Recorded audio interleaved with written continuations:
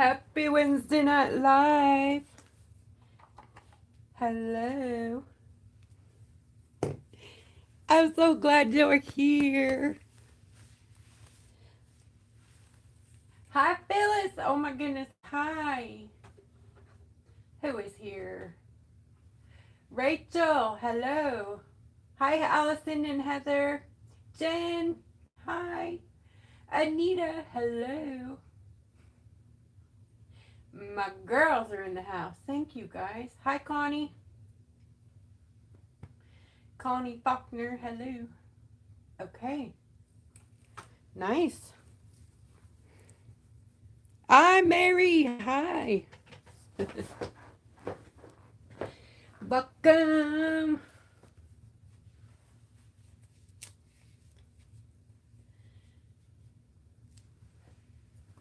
I wonder why it's not coming on my screen. Oh, fine. Oh, shush you. I always forget to turn the sound off. Oh, am I not live? Did it already kick me off?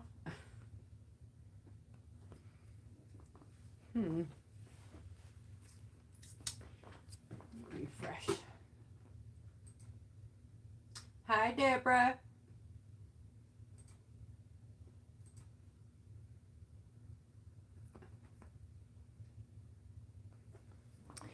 I'm going to plug into the landline because I'm having a broken signal here. Hold on. Hopefully it don't dump me off.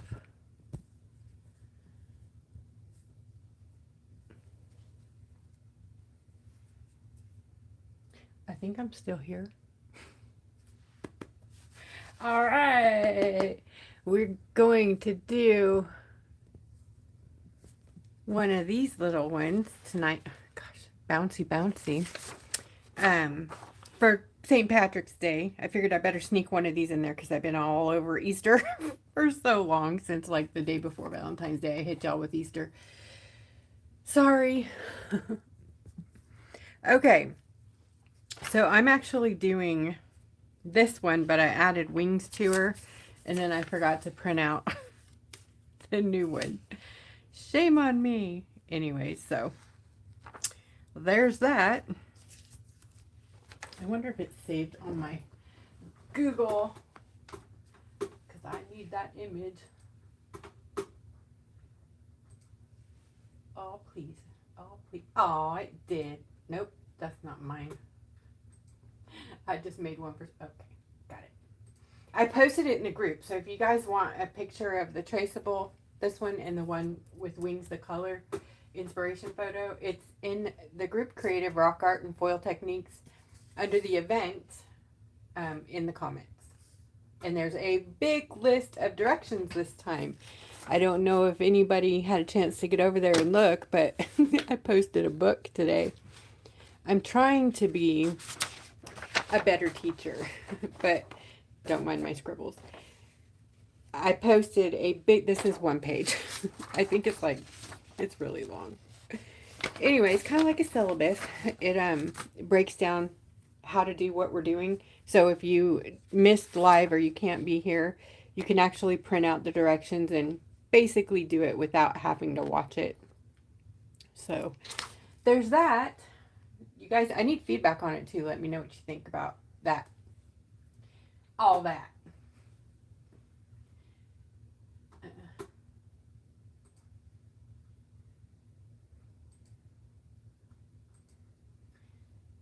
Hang on, I'm still learning my stuff here.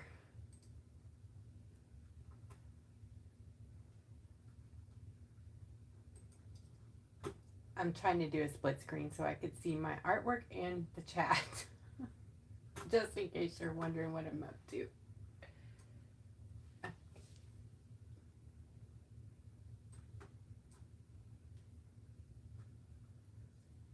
How many people we got in here now? 19, right on. So I'm going to get started here in just a second. Right on.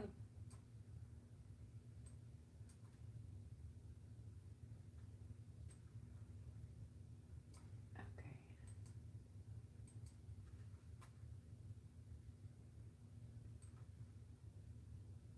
Oh, you guys would be so proud of me. I did it. I'm so proud of me. Okay. Hi, Trina, Glenda, Sandy. Holy moly. Hello, everyone. Welcome. So I'm doing this cutie pie. Like I said, she's in, if you want to see the color version and print out the traceable or decoupage, that is in the group, in the comments of the event.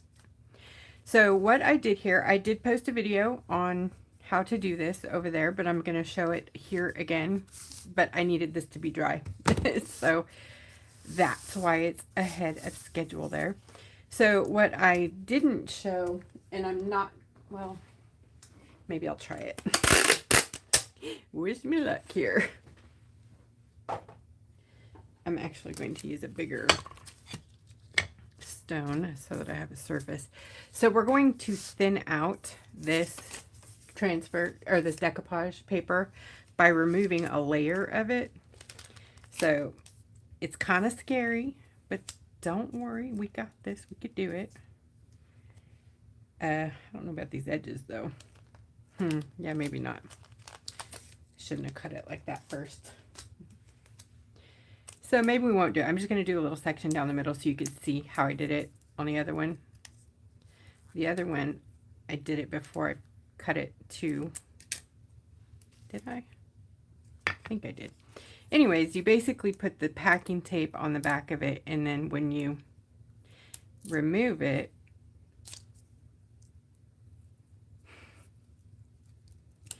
you stinker, come on. It pulls, there we go.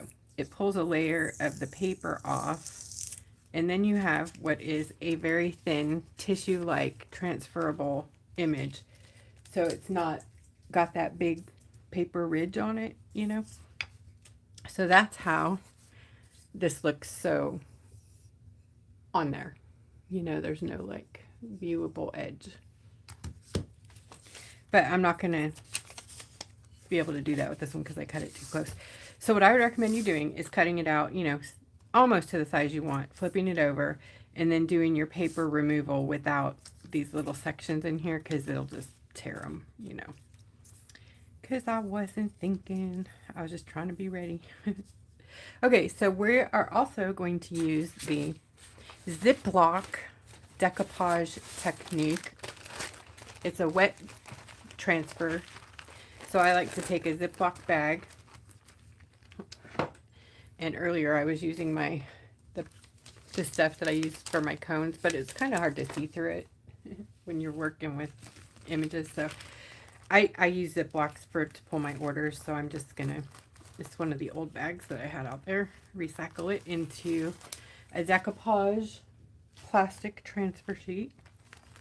So basically you want to have it, you can get like 2 or 3 or 4 transfers out of one big old Ziploc bag, right?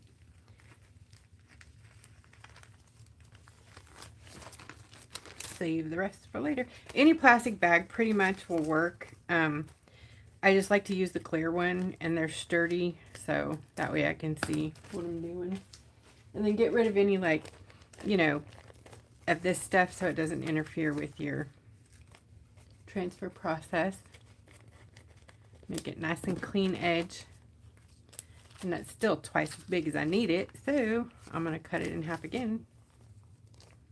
And I'll have even more. And you can use them over and over again. All you got to do is wipe them off when you're done. Honestly. So you ask, what is this thing you're talking about?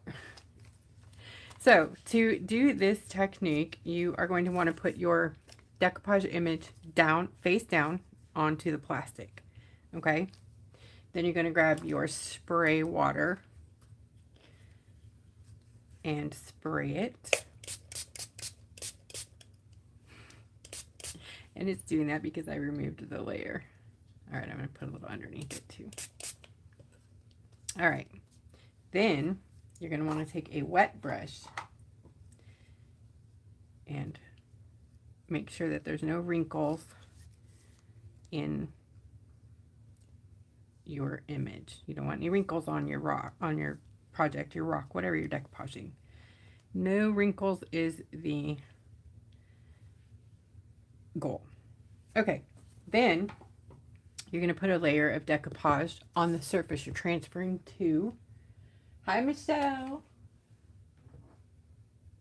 Yeah, it is, Jen, just almost like printing it on tissue paper. So it's just regular printer paper. That way you get a less chance of getting your printer jammed up with tissue paper, which it doesn't always happen, but lately my printers have been not liking it. So anyways, you're going to put a layer of the decoupage glue onto your surface where it's going to be transferred to.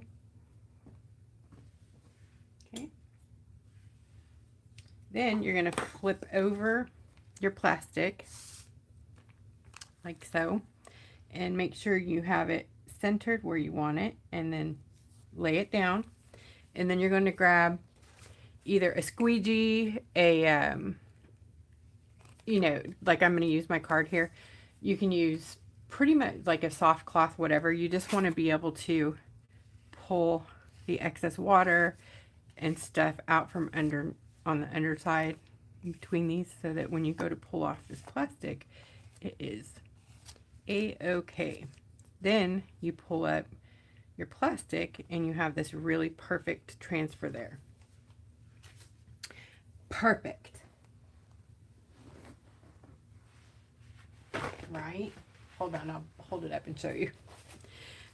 At this point, you want to add a little layer of decoupage medium to the top, which I didn't mention. Decoupage medium is now going to be part of the Foiling Rock Lady line.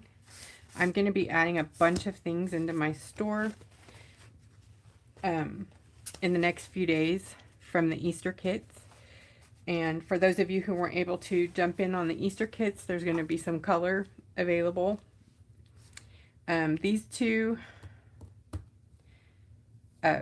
glitter whips, I think all three Liquigels, these are not available, but the low viscosity is available. It's not available in, or there might be a few minis actually left, so I might put both in there.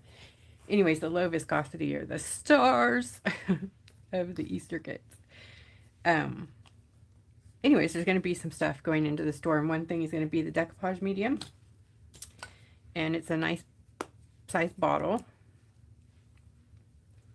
and also the new gesso that I made. So I have two new mediums to add in,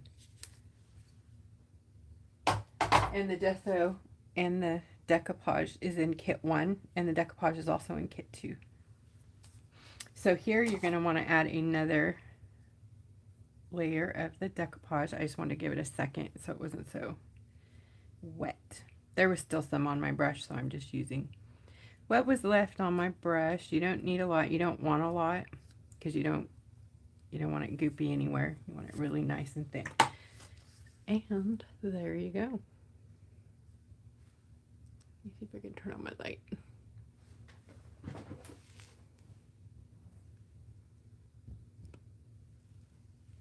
See? Nice. Gorgeous transfer. What do you guys think about that process? Seems pretty easy, right? Like you could do it. No wrinkles. No big deal. You got this. Now you can use air to dry it, but if you do, don't hold it too close. Back off away from it. Otherwise it will buckle your paper and then you'll have wrinkles. You don't want that.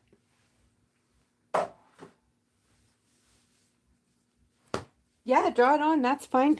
Do the traceable. I think were you the one? Yeah, you asked me, right, for the wings? I sent that to you. I think I did. All right, so let's get started. So we did the decoupage transfer. So imagine we just time-lapsed and now it's all dry and ready to go. Magic. It's magic. We're going to start with Watercolor Concentrates. And you don't have to use any of my products ever to join in on the paint-alongs. As long as you post your work afterwards, you can get credit for it. This time, it is a requirement because we probably will do a giveaway on this particular live. We don't do it on all of them. We pick one usually per month to do one event to do a giveaway on. Anyways, if you will stick with the theme, which is St. Patrick's Day, either it needs to be one of these 4 images. That'll make it easy. So here's the 4 images. And this one is available with wings, so it's technically 5 images. It's like the same girl doing different things, but I called them quadruplets one time too. They're sisters, they're twinsters. So the watercolor concentrates and the low viscosity paint is what's happening tonight. I'm just pulling out my little samples that I made myself. So this is the size that will be in the store. And there may be a few packs of the minis. I'm not sure how many I have left, but it'll be in this size. Also, when you purchase the 6 colors of the low viscosity, which are 20 mLs, by the way, look at the size of that compared to regular bottle. They're double. What was I saying? I don't remember. Oh, if you buy the 6 colors, which all that's going to be in there for right now is going to be the neons until I add the regular line, you get free black and white, which you'll see tonight is great for making pastels. Come on. I'm so close. I just need green. There it is. We got this. We got this. Okay, so for the first wash, we're going to do backgrounds. And that's going to be with the watercolor concentrates. And I think I want to start with which colors?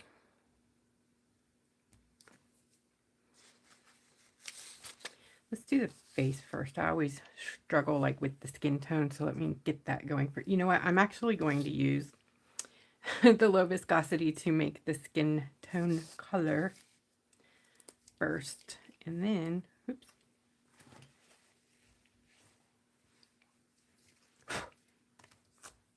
Low viscosity is a very thin acrylic, not lacking color, but thin in texture. So it's very fluid, almost feels like water. You can actually use it in an airbrush. Pink, yellow. Let's do pink and yellow. And then we may add some green here. What did you say? You say green? I know. Crazy, right? Deborah. You're crazy, Deborah. Okay, that's a crazy color. So let's add a little green. Just a tiny bit and make it. Once I get the tone, I'm going to add some white in there. So we want a peachy color. Maybe a little purple too. Oh, I'm missing the blue. That's what it is.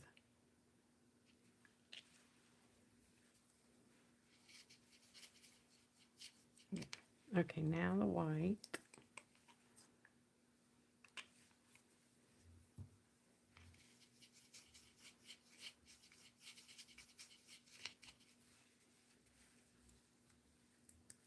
We'll get there. That's probably not the right color. Yellow, please.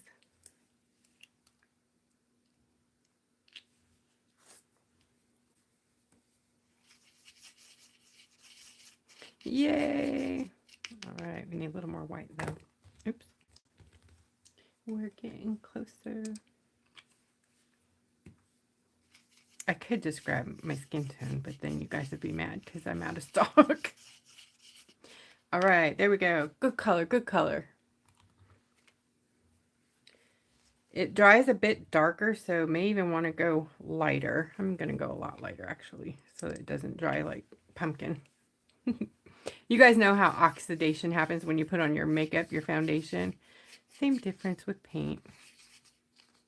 Just got to give yourself a little grace. and know that it's going to dry a bit darker. So here I'm just going to block in the peachy color.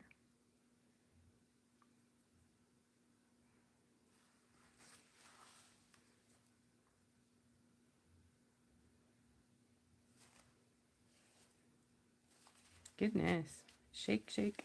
I'm going to change brushes actually. I need a floofier one.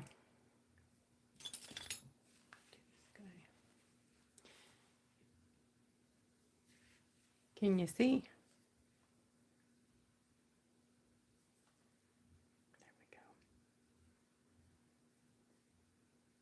I'm just going to go over the eyes. A lot less stress there.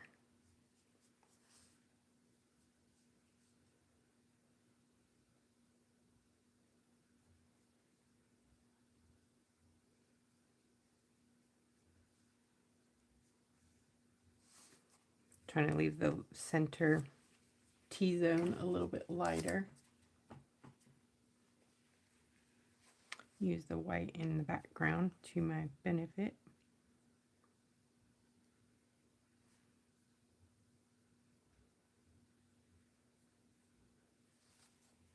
Do not know why I'm struggling.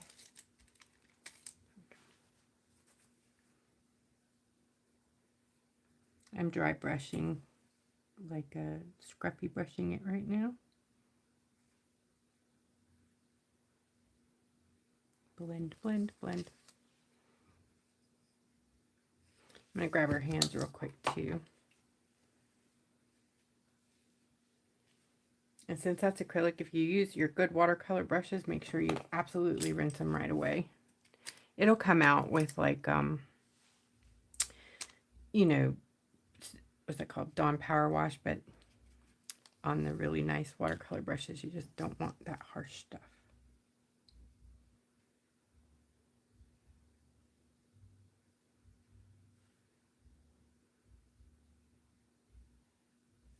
And her little legs right here.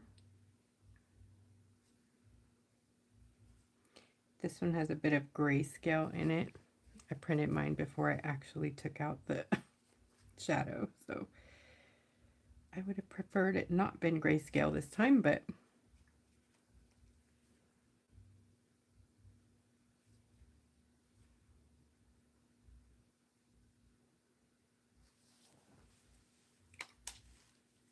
my bad, sorry. Oh, her ears, thank you. I always do forget those. Later when I'm doing the hair, I'm like, oh yeah, I forgot the ears. You know, maybe I will wait though, because I'm going to be doing some rainbow stuff in the hair. I think I am going to wait on the ears. Okay. Let's move on. Then I'll go to the background, like splashy colors back there. We're going to use aqua,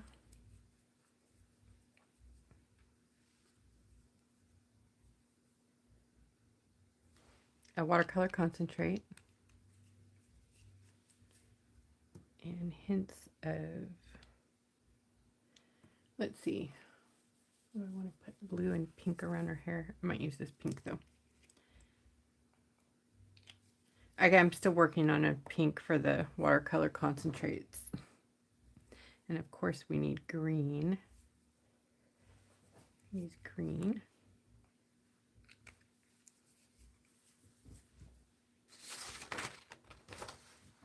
Okay, and a blue. There is cyan too, but it's kind of aqua-ish. So, and purple. Of course, we gotta have purple. And we need yellow too. I need another thing. We will work on the edge.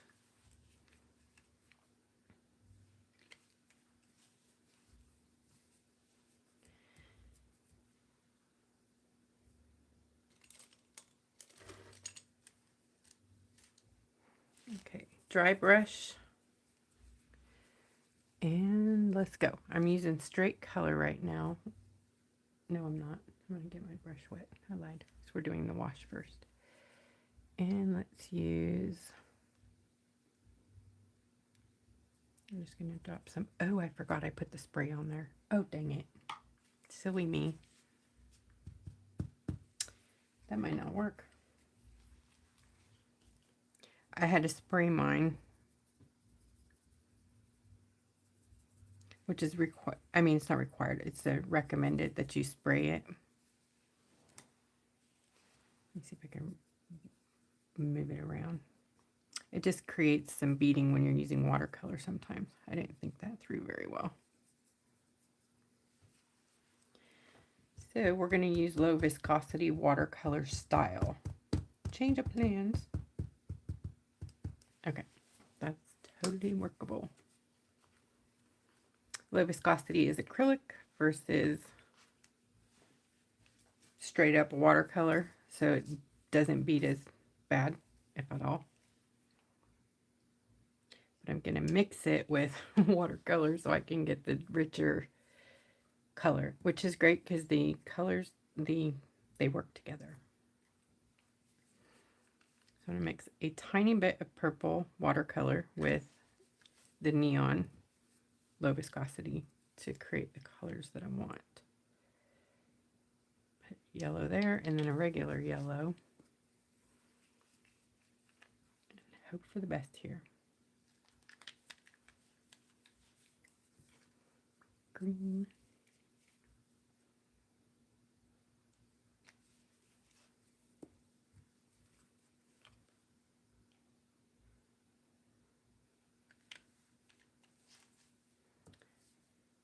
I don't remember what the other one was.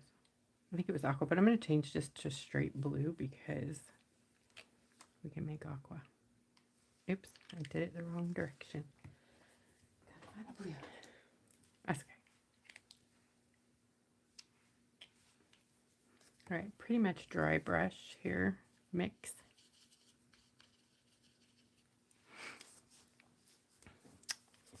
And some water, just a little bit of water. We'll move this around.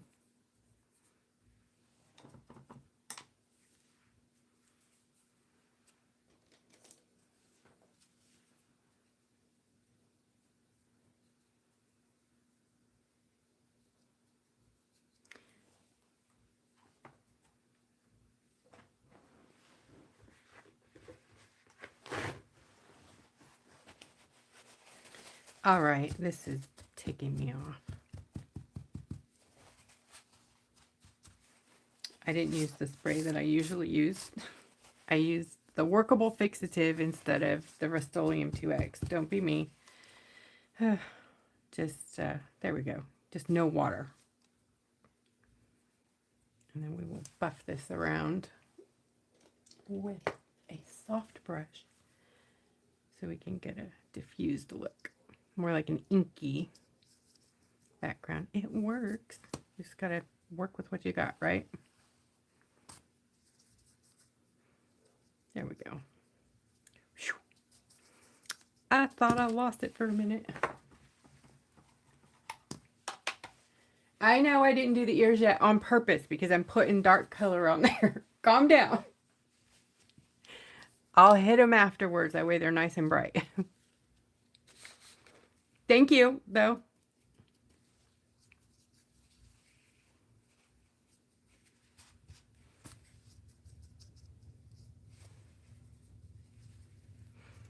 So I was playing with these with stencils yesterday, pretty much using them just like this. This is the low viscosity colors.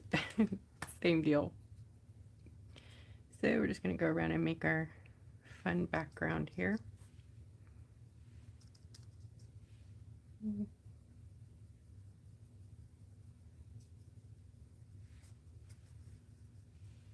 It's a light wash, basically, is what you're looking for.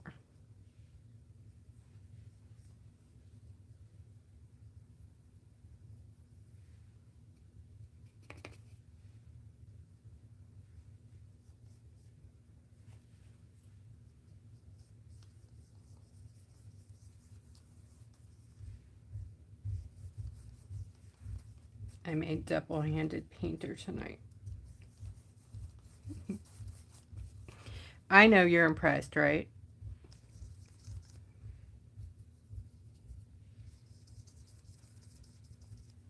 All right, let's switch over colors here. Get another brush.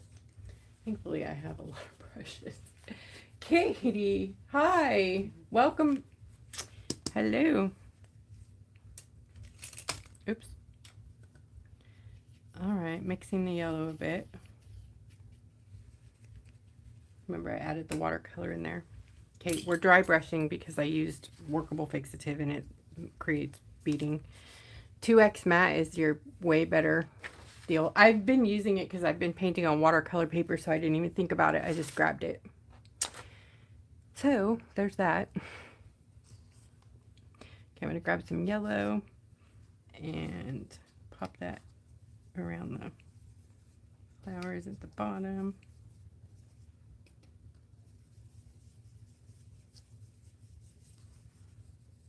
And then it'll make some green up here. Up here in the sky too. Put some.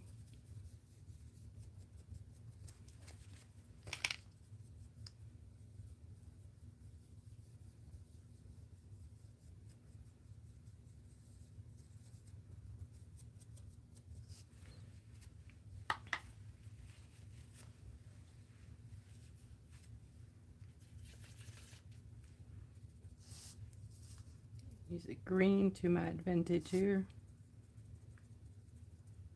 Messy loose. It's good. It's good.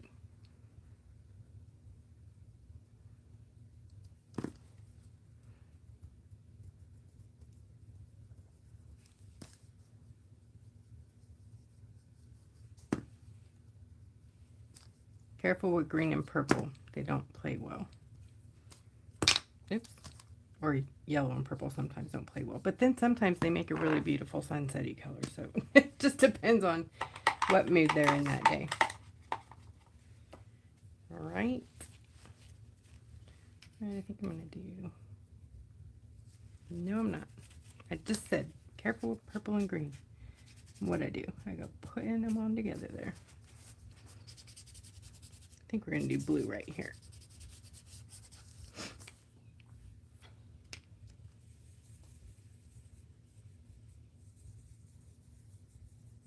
Yes. Way better.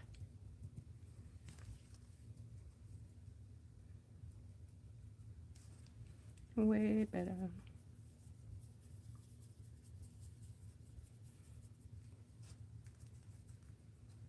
Okay, good enough.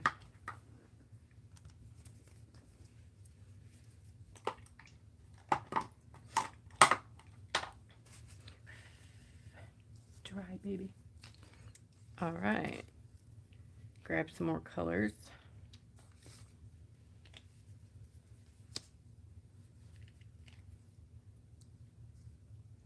Then we're gonna do, what should we do next? Let's work on the dress. I'm gonna make a red-ish color.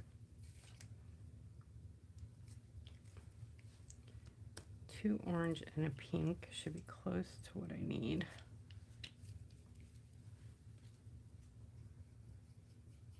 Yay, neon red. I'm gonna grab the red watercolor.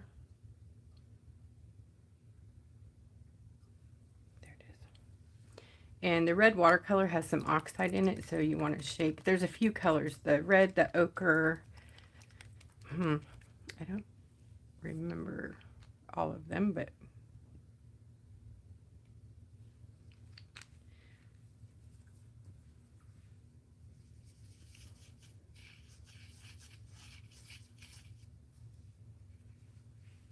okay. And I'm going to do like this outer part. Start out here.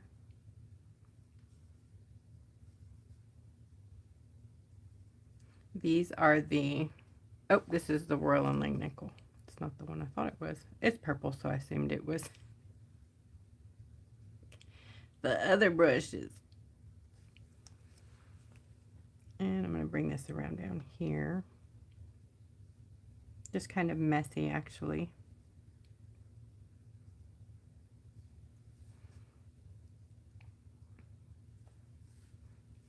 And also in her hair around here.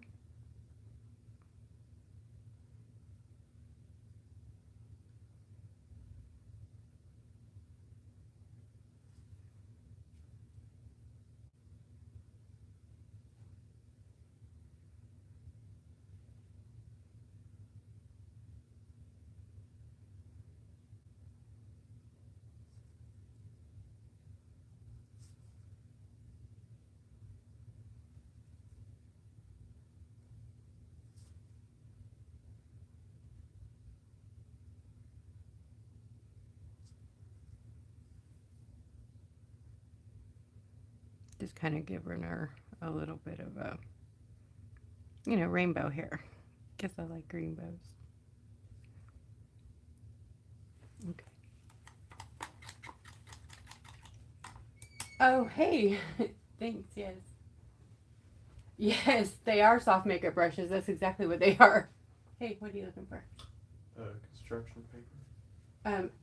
The brown one? No, just normal, like color. I think I got rid of it all, but you can go to, you know where the foil room is? Hang on, guys. The foil room, you know, my big workbench where we do the cutting? Yeah. That big section square on under the table on the right, just dig through there. There's probably some construction paper underneath the foil. Thank you. You're welcome. I think that's where it was, right, Katie? I think that's where we buried it. All right. Some yellow. Next. And it'll butt up to that red and create a nice orange. I use, like I said, there's no rules with art and me. I'll use whatever the heck I want to make color, to paint with, and it works for me. So yeah, a lot of times when you see like these makeup brushes, all the lining brushes that I carry in my store are makeup or nail brushes. They're perfect. They're better than paint brushes. You know, the ones they market for art, way better.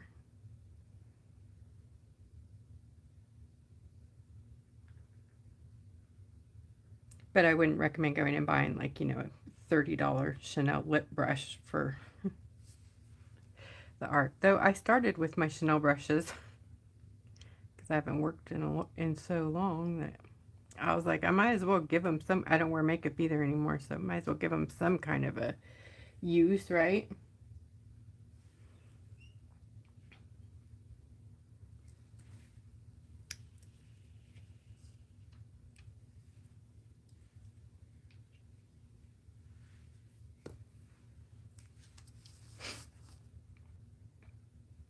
So I'm going to put the yellow up here.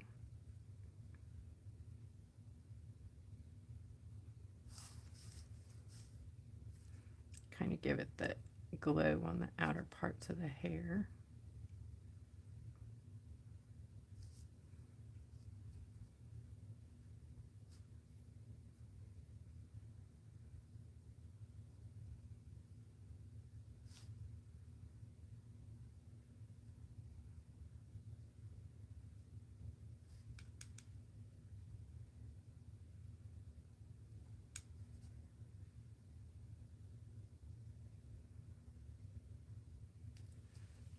Mixing those up a bit there. Always keep a paper towel handy when you're using fluid acrylics or watercolors so that you can dab.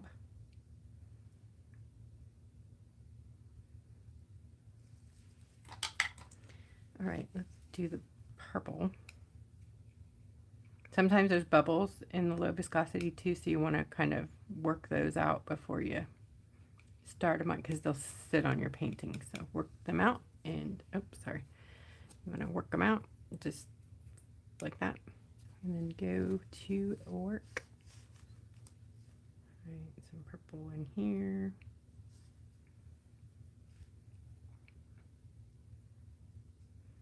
And I'm going to blend this out with a different brush. I don't know. Let's see. scruffy brushes come in super handy too for this. Probably should be using those. They're smaller and easier to deal with.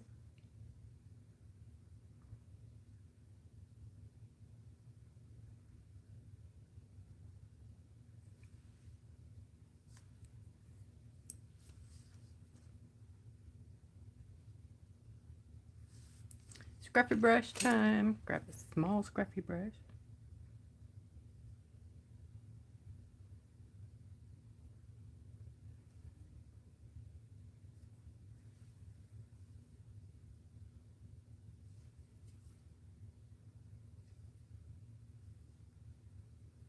All right, we're going to use some blue now.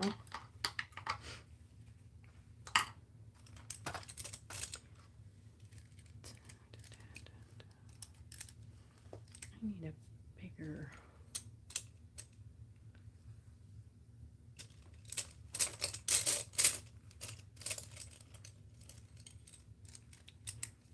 Actually, I'm going to use a liner brush.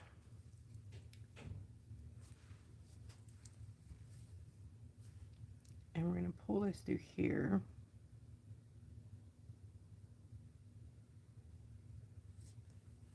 And then back around here.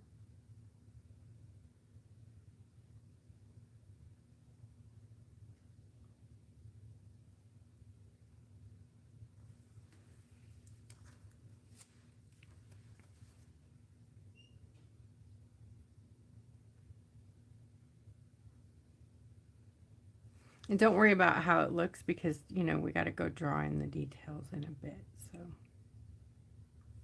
don't even worry about the mess. It will work out. We're also going to be adding some, I don't know if I want to use sienna. I might use both sienna and smoky black in her hair. She has these cute blue streaks, which we'll have to touch up later, but I'm just trying to figure out where I want to put everything.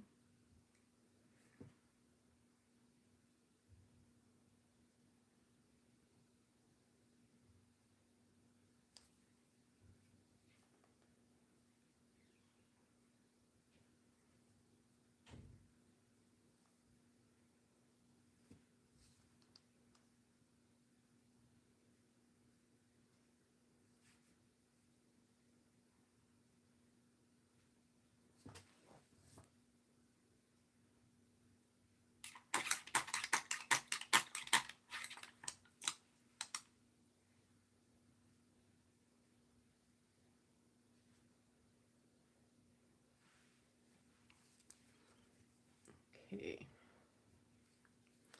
I do have the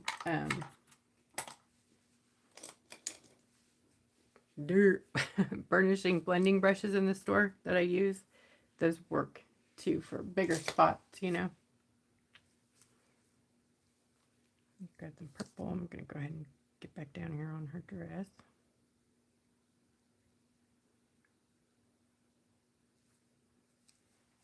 Trying to use the white background to keep the green vivid when we get there to do all the little flowers and stuff.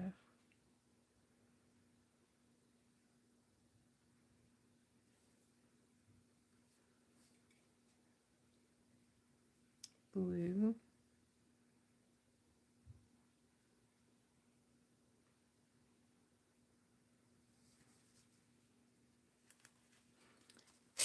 And scruffy. It's always good to have a lot of the blending brushes, the scruffies and soft brushes, so you can, because you always want a dry brush when you're blending pretty much. Unless you're adding color.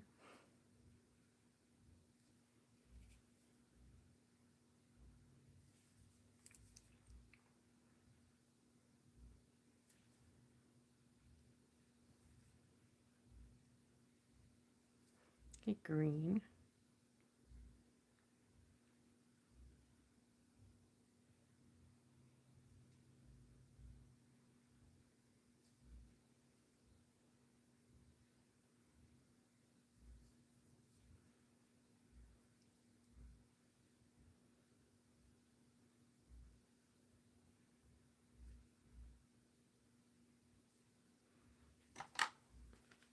And some more yellow.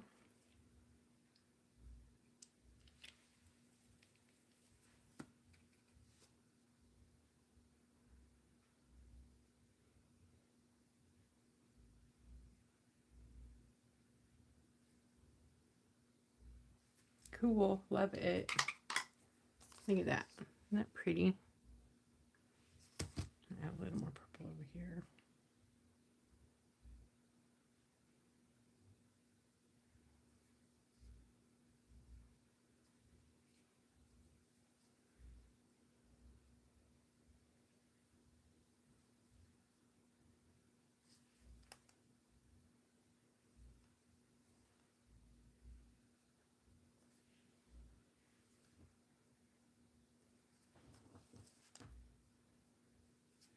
All right, I'm going to grab the, let's see what we got here for these colors. I'm also going to grab a palette to work on, a disposable one. A little bit of sienna. And I need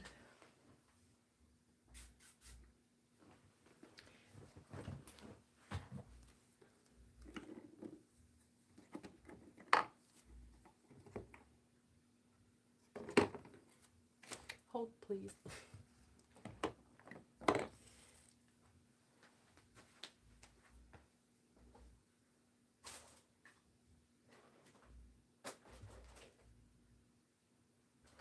I can never find the one I want. I want umber. I don't know where mine is, but I'm gonna look at these. These are the regular fluid acrylic colors. I'm gonna use cocoa, mixing it with the watercolor sienna. See what we get here.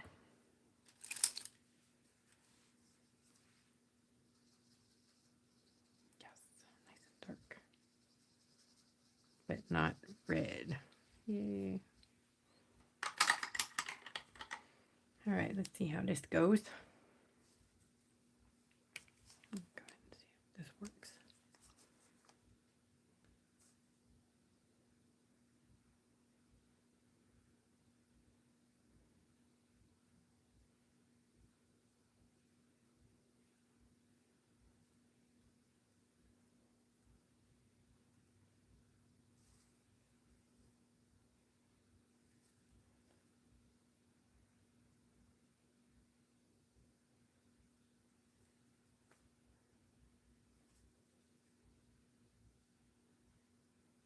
It's using the light color in the background on the surface in my favor. My brush bent.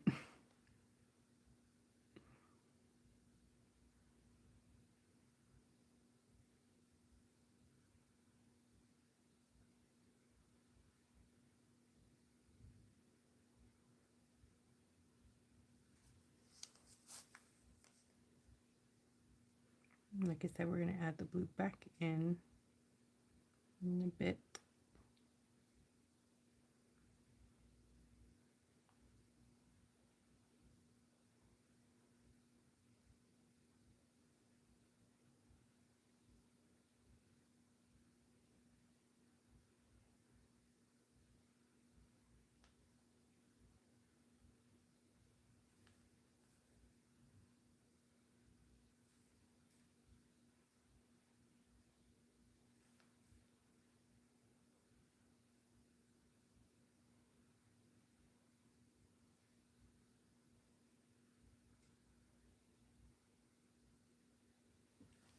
These gold brushes are in the store too. They come in a pack of 3 gold handled liner brushes. Fine liners. Can never have too many of those either.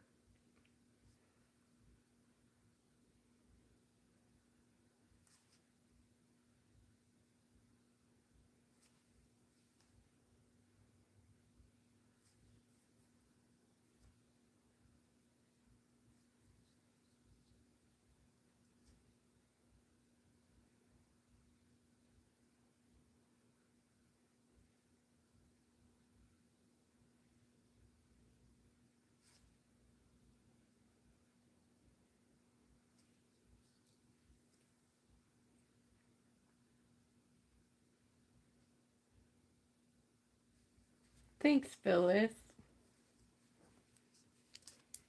No worries, Jen. Yay. We'll see you back in a minute.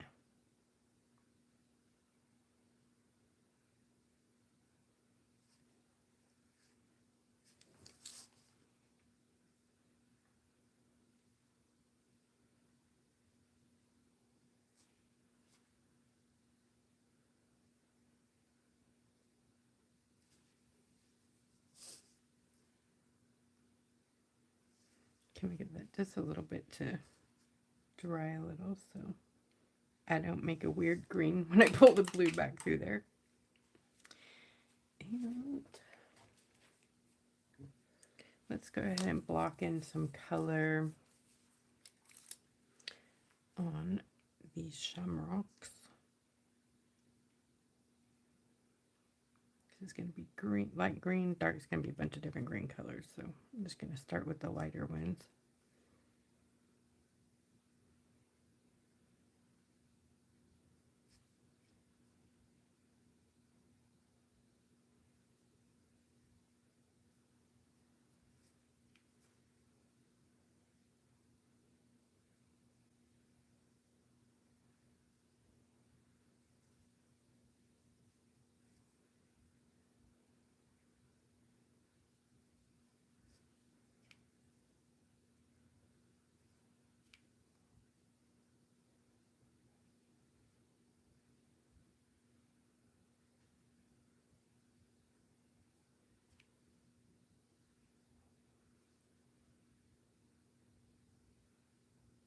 The low viscosity will have a full line of color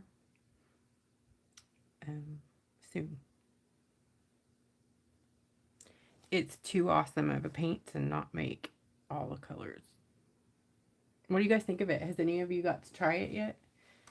All the kits went out. The last one shipped out yesterday. So if you didn't get tracking from me, let me know because it's there. I just didn't send it because I got distracted.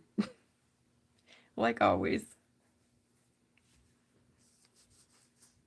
Those are not clovers down there. Not all of them, but...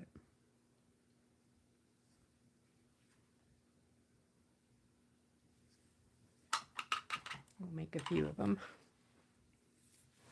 Okay, I'm going to grab regular sap green and some moss green in the regular fluid acrylic line. Change this over.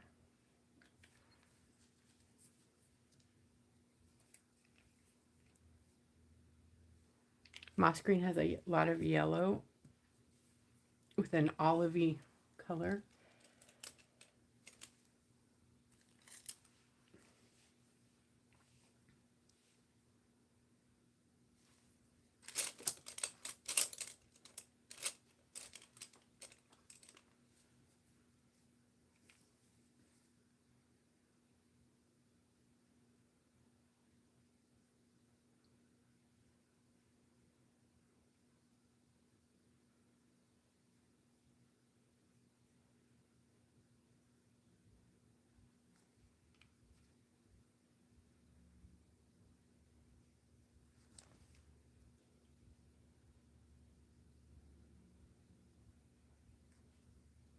So cool. You just kind of push it around and use it like the darker. So you can just push it and then that'll be your kind of shading, you know what I mean?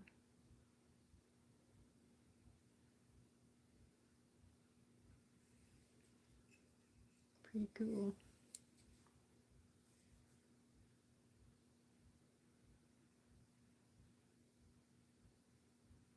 They're basically hearts, you know.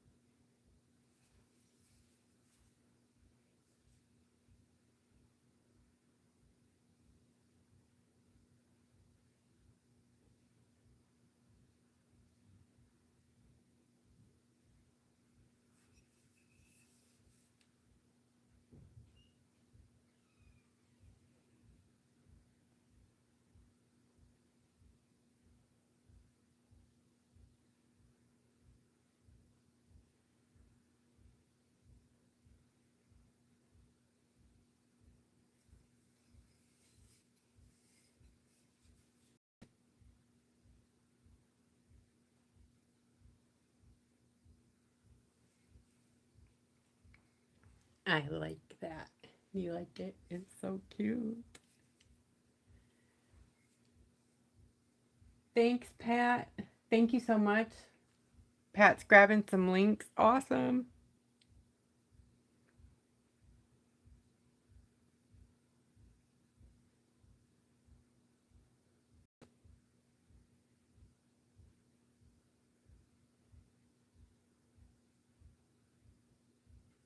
So I'm basically pushing that darker color to the outer side, outer edges on there.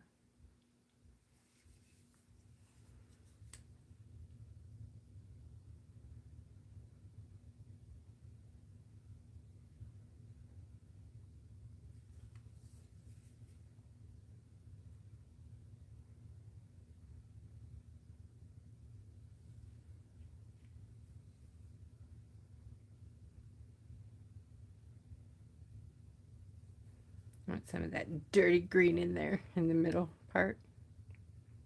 Can I give it that, you know, clever look.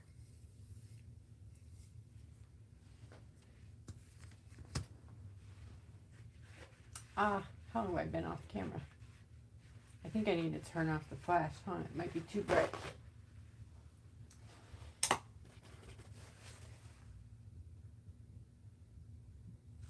Oh yeah, my phone's probably going to thank me for that. It overheats. Alright, just got to move some of this around a bit.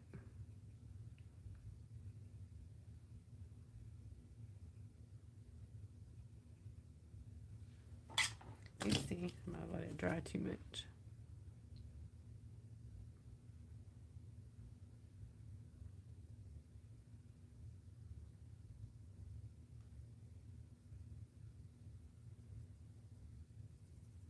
Yeah, don't stop mid-project and go messing around, because then you gotta come fix it.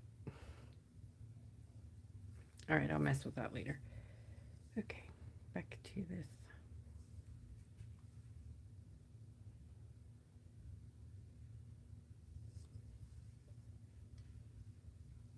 I don't know where this glare is coming from. I never have enough light. Now I have too much. This is weird. My Facebook looks so bright today too. Like all my settings seem weird to me.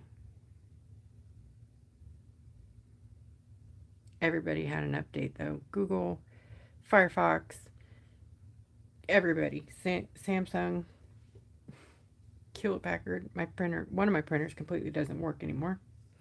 It's like, nope, I'm done. Not dealing with you. And it was the newer one. Drivers, not even new drivers, nothing. Just done.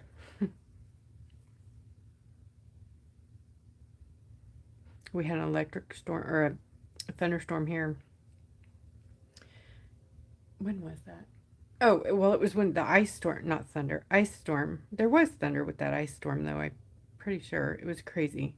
Anyways, our power kept flickering, and when it goes off, that's one thing, but when it flickers like that, it pops all the, you know, breakers. Anyways, I think it fried my printer, even though it's on one of those, you know, protected outlets.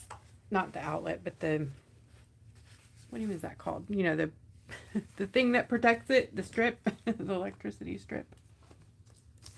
You are looking so cute, sister. Yes, you are. All right, let's put some of this blue back in her hair.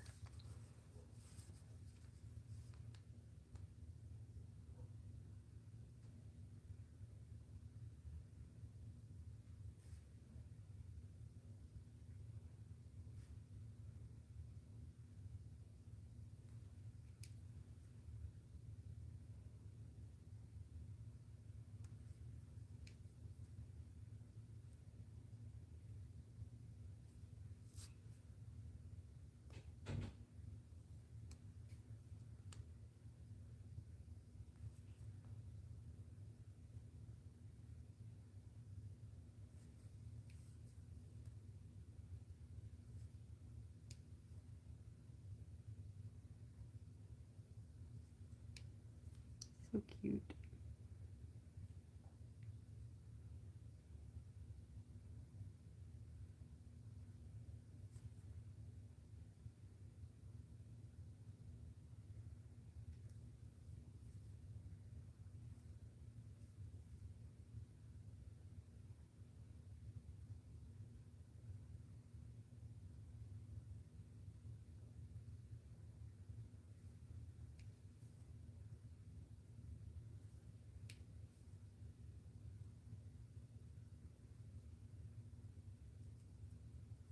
love it.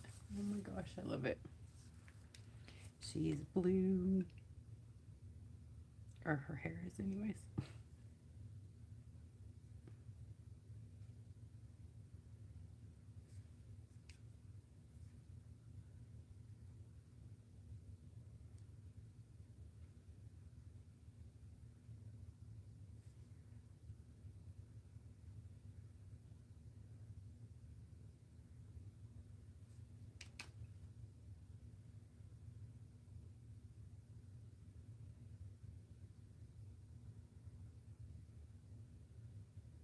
That's why I'm waiting to do the ears. Because I know me. When we seal this later, all the colors will pop back out. You know, they'll be nice and vivid. She's coming together. I think I'm going to put one out here too.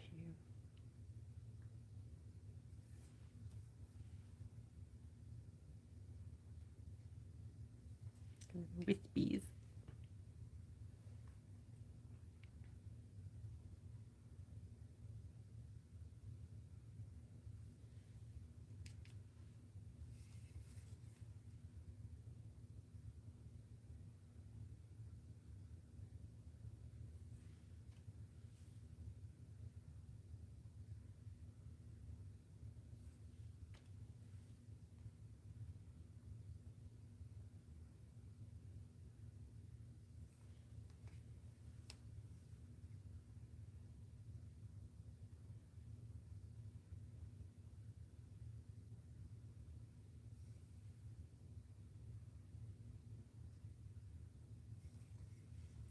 Okay. I have some out here.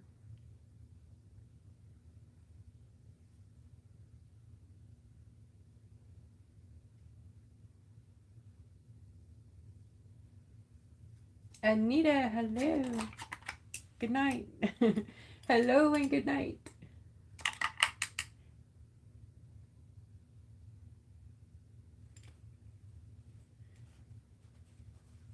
Hi, Miriam. Thank you. All right, let's get this touched up over here. Now remember, we still have lots of like lining details to do at the end, so trust the process. We're at the ugly stage right now.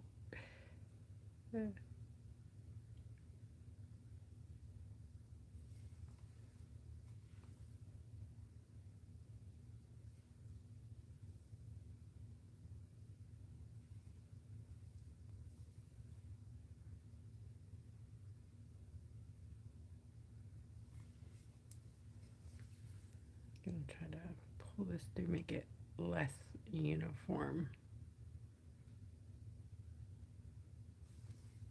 Yay, like that. Now see, the other side looks all blocky. Yeah. It is what it is.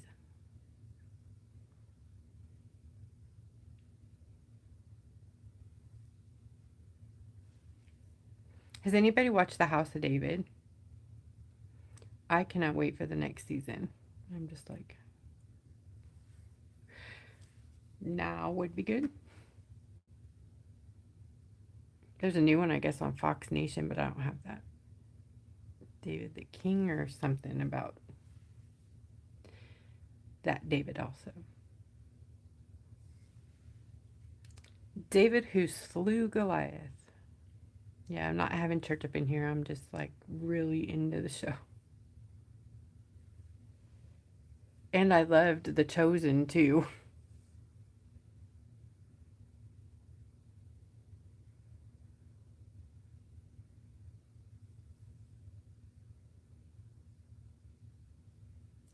Although, and don't take this the wrong way, it kind of makes you have like a Jesus crush, you know? Like, oh, he's a perfect person. I think a lot of people did have a Jesus crush, you know, like back in that time.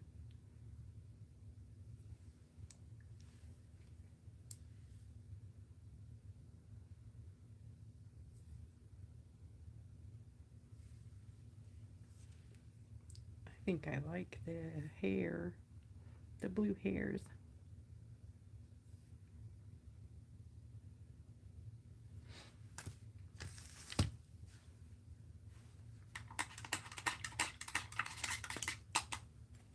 No sad. Rewatch, replay. It's all good. It's all good. All right, we're going to let her dry a bit. And let's see. Let's do some shoes. How about that? I think I kind of want to do her shoes gold. Is that silly? Is that silly? Ooh, I have this one. The one from the grab bags and from, it's funny, it's called Pot of Gold. Oh my gosh, I named it that. For the unicorn Christmas kit. I had so much left that I put in the grab bags. Holy moly, come on. Let me have my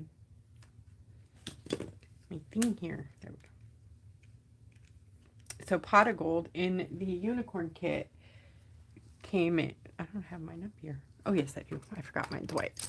It came like this. It was very thick. It's got multi-uses. You can stencil with it. You can thin it out and use it for lining. You can paint with it.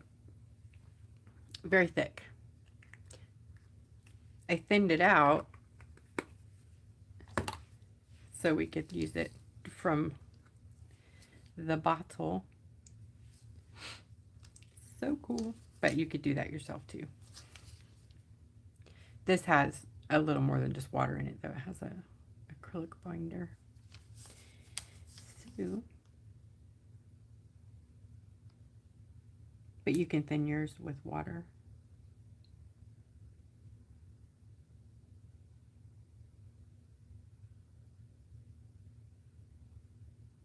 I'll come back later and do some shading on these.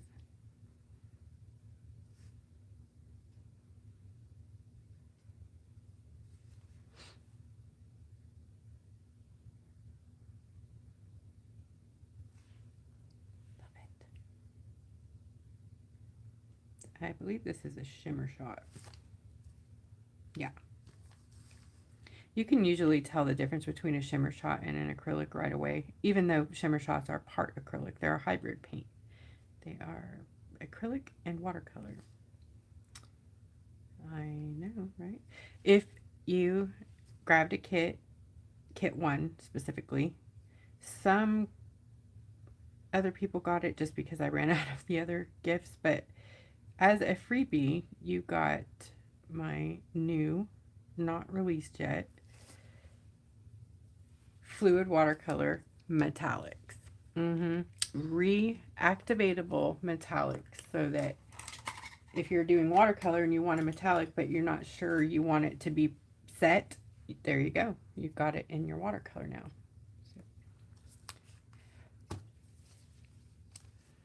I know you're like, why do we need so much watercolor? Because it's awesome. That's why. Because I said so. Oh, wait, I'm not your mom, huh? All right, this may not work. I don't know. I just want to put some, I probably have to grab some white. So with the low viscosity, the white is awesome because it won't automatically just turn everything pastel. It also works for some opacity.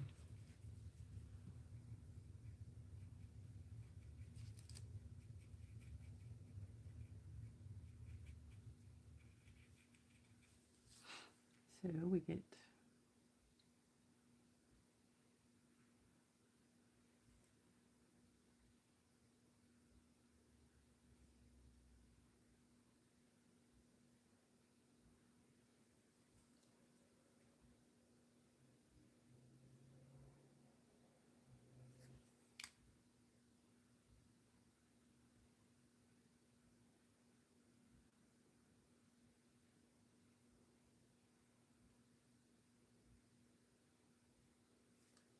you're basically just the idea of it, because your brain will fill in the spaces, you know what I mean? It doesn't have to be perfect.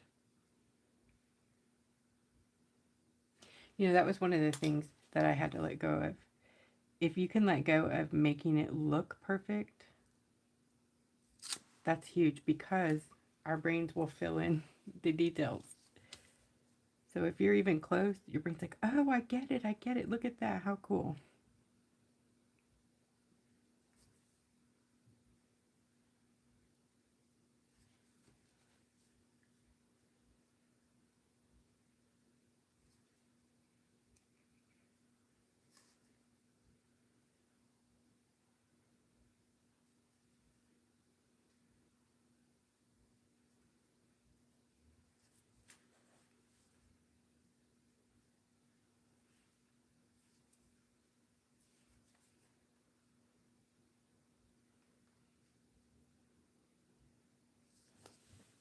So okay, I liked it. Thanks, Phyllis. Okay.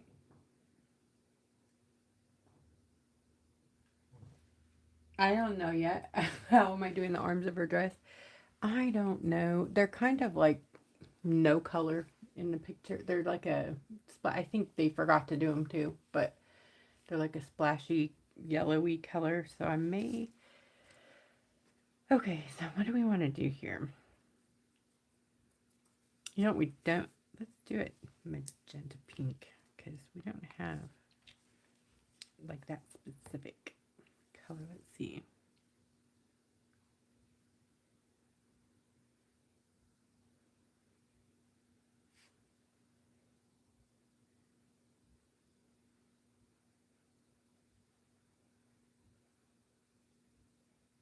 Like that, I'm gonna grab a little bit of blue,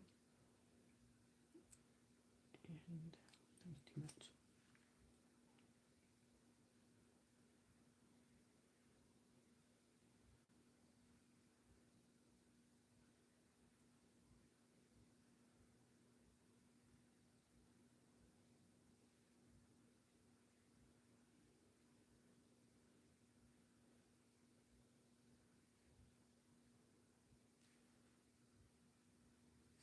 Maybe we'll tie dye it. Let's tie dye it. See how that goes.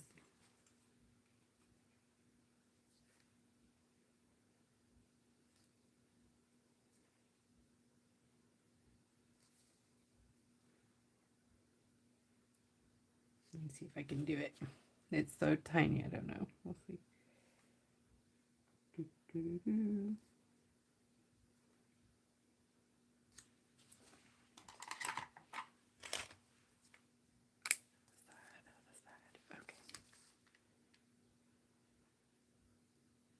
Yes. That's cool. And then from the other side, bring the magenta back into it. And you have tie-dye. Little tiny crazy detail. Okay, say right there. So basically have the three colors, right? And then you just drag it through the yellow.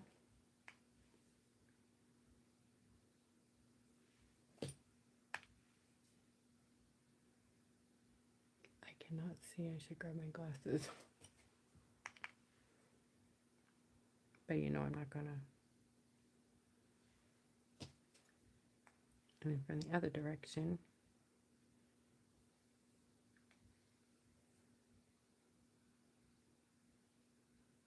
the magenta. Why not? She's my hippie girl. Cool enough, right? Weird, but cool. I should have done tie-dye on her dress. It's not too late. Should we? She's pretty crazy. She likes bold for sure. I think I'm gonna add blue. I know she has enough blue, but I'm liking this.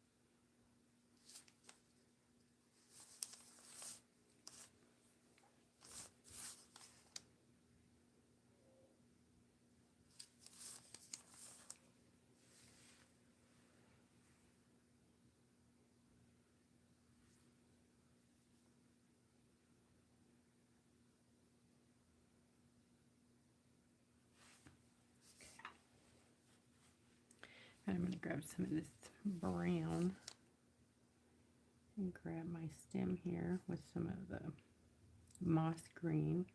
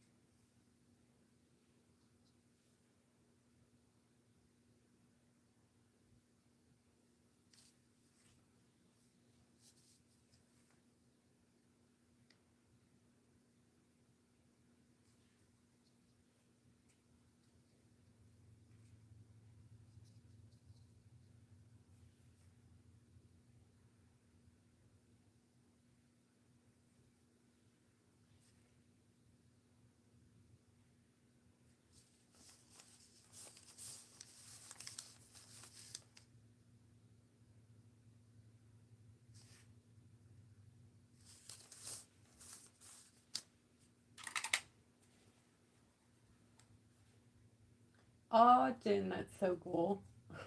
Yay. Oh, darn it. My brush came apart. It's only 15 years old, probably. I don't know. Tee. I have so much glue, though. I could put that thing back together, right? All right.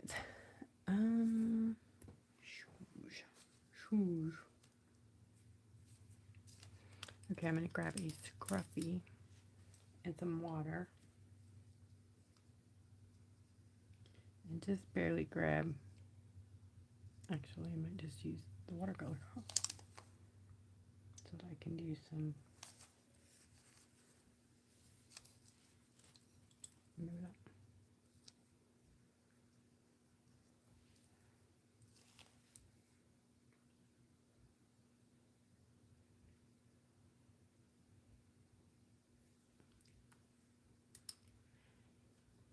I need a baby. Come back. There's one. Right now, my scruffy brushes change sizes sometimes. Sometimes they're fluffier, sometimes they're smaller. They're all the same idea, but sometimes they get bigger and smaller. And you always need them all, so. Right now they're shorter handled. Weird, but a scruffy brush in any size is a good deal. Good thing to have anyways. Because they do the work for you, you know.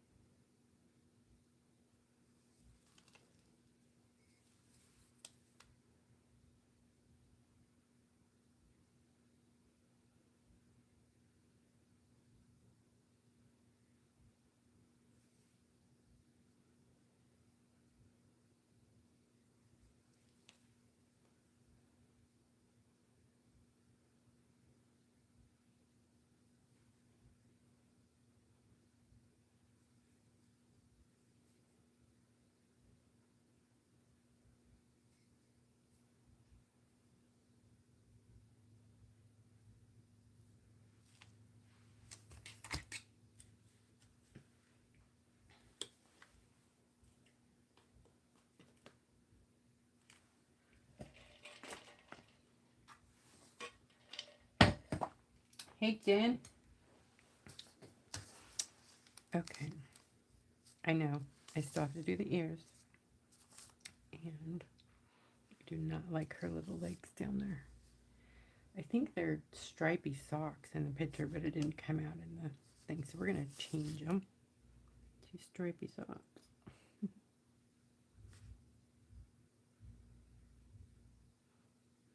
And the boys turning on the music.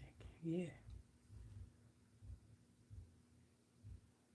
My son has the best taste in music, I think.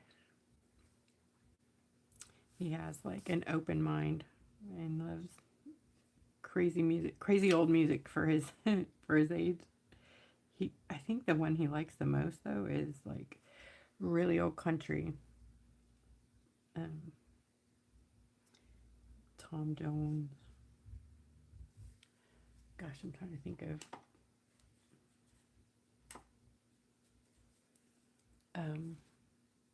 yeah, like that. The original, you know, Hank Williams Sr.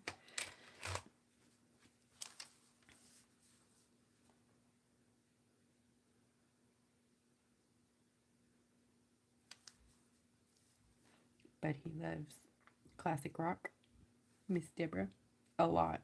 Like, totally is in love with, and there it went, Blue Oyster Cult. I think that's what they're called. Right? Don't Fear the Reaper. Weird song, but he loves it.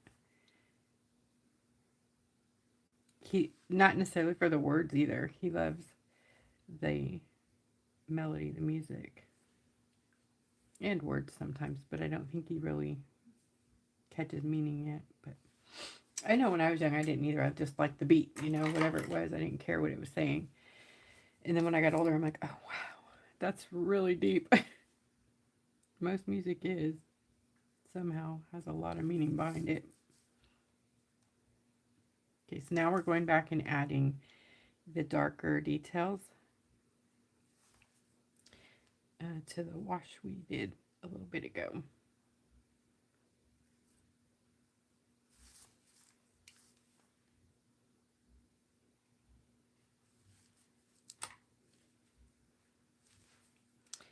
And I must grab some paint.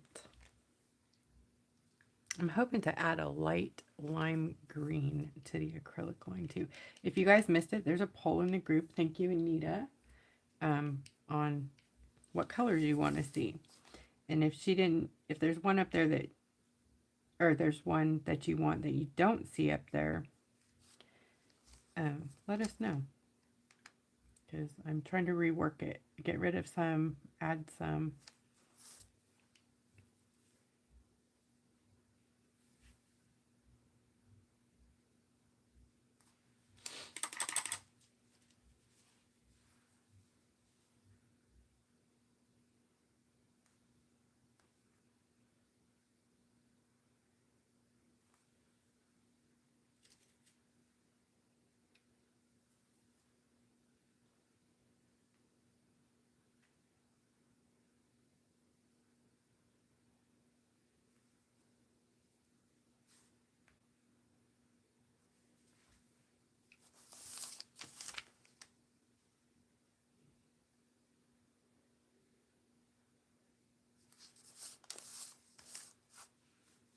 Loving this little chica. She's so cute. I think now I have to put some purple in her hair.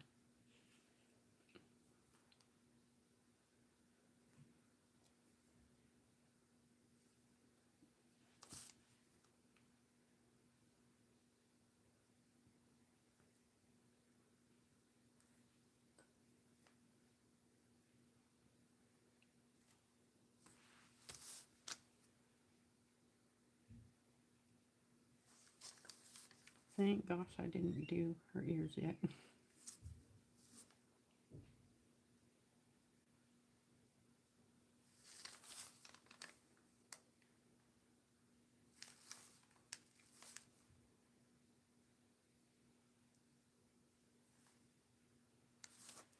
think she needs some like gold or something too in her hair, didn't she? Some highlights.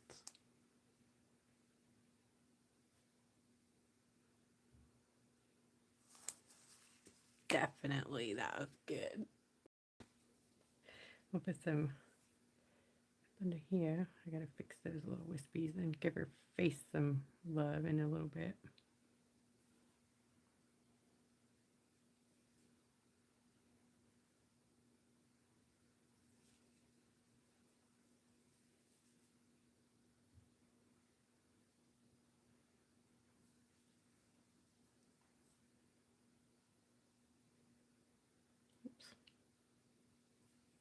Well.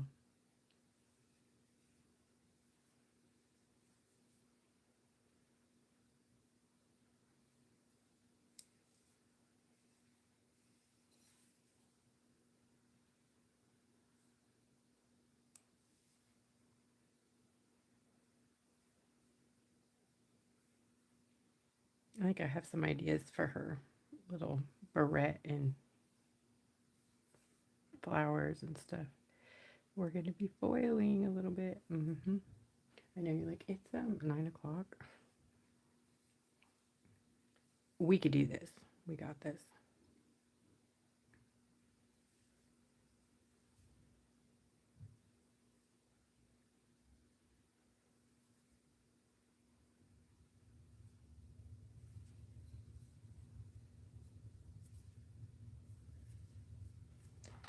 I got a little carried away there. Whoops, extra carried away. Okay, we'll come back to that part.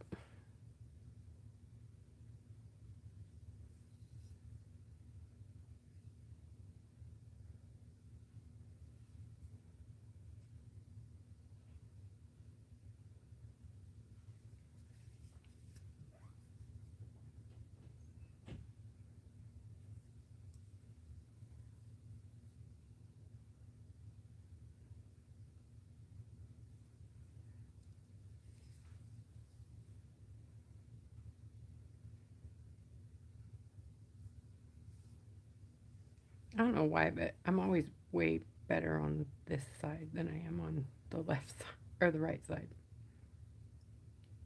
So weird.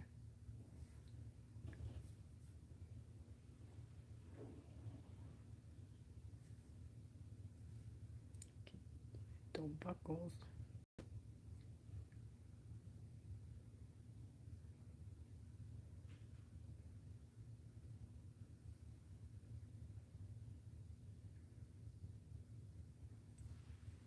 All right, let's do her ear. Ears. The.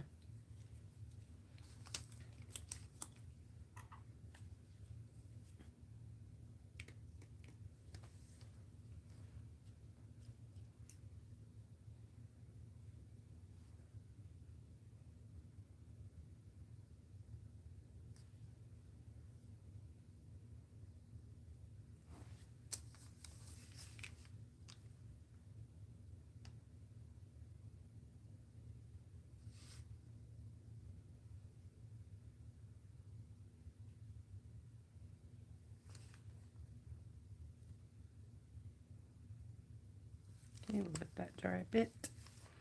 Grab some of this.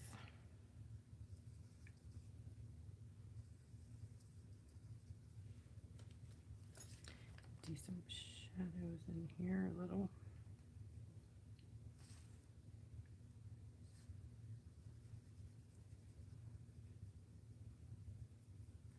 Oh, that's too much. Too much. Hello. Back up there.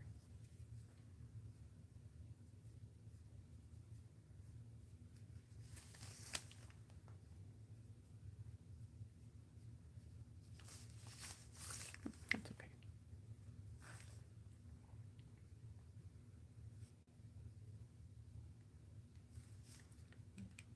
Pink. I always miss this part.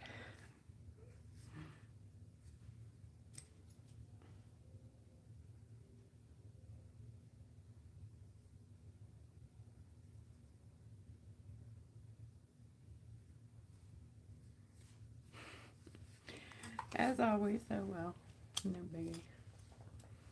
And when her ears are a little bit drier, going to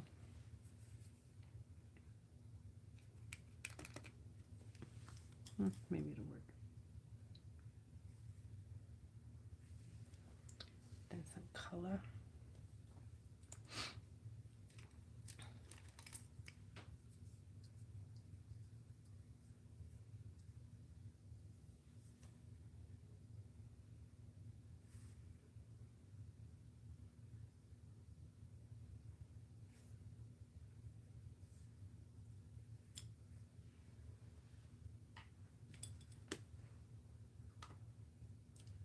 All right, let's do some cool stuff with her wings. I know I want to foil them, so I'm going to actually paint some color on them, and then we're going to put foil on top of the color. Otherwise, if you don't have foil, if you happen to get the holiday baubles, these are amazing options for wings. If you didn't, if you got the Easter, the sheer sorbets are amazing for wings. If you didn't get a grab bag and you got the other stuff, where'd they go? Liquigels or the Easter grass even. Strawberry, or no, what did you call butterfly feet? Butterfly fields. La, la, la. Sorry. So this was my idea for like the flowers down in there, because this thing has like a lot of flowers in it. If I can get them out, I think I can. Because I got a spoon. I need another palette. Come out, little stuff. There's like blue and pink and yellow, and guess what? They glow. They're all neon. And I don't know if you guys have smelled this yet. It smells like monkey butt. It's got banana. Banana. Oh, it smells so good. We got monkey farts. Oopsie. Oh, good night, Phyllis. Or good night, Allison. Or good night, whoever.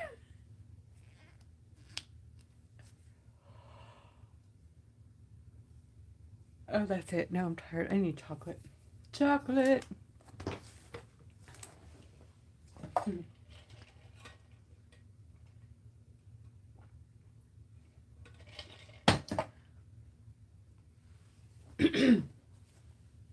All right.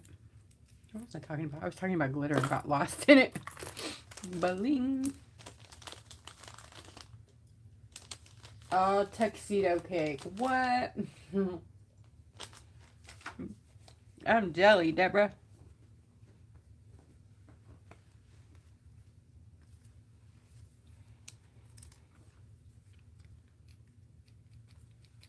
I'm just going to dry brush some blue.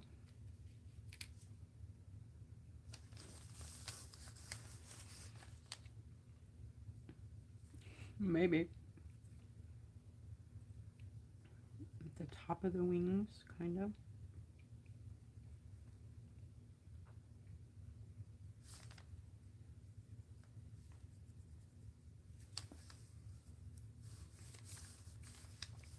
On both, or all three. I just noticed she has 6 wings.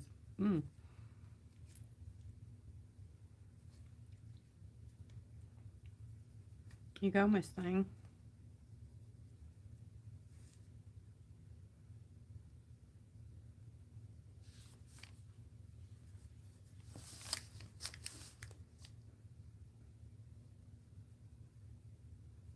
Yep, I don't know what it is about this side. It's way less controlled.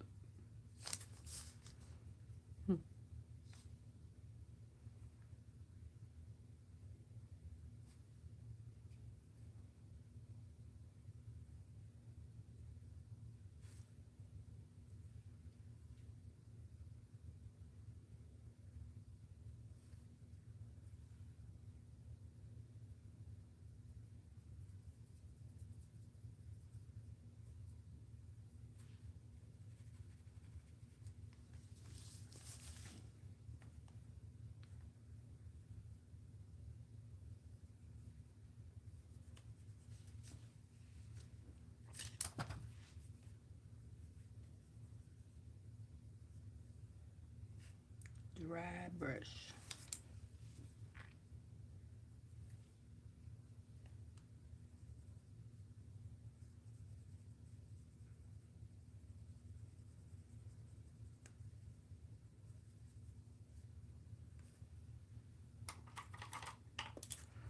for the lower one because I'm not that good.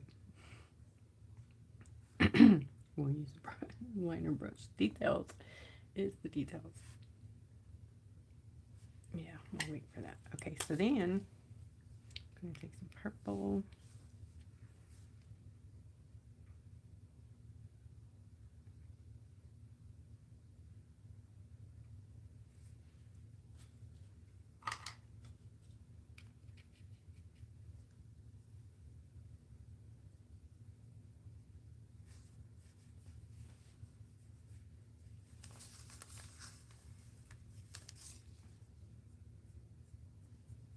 The idea is just like hints of color because when we put the foil on, it's going to be crazy beautiful.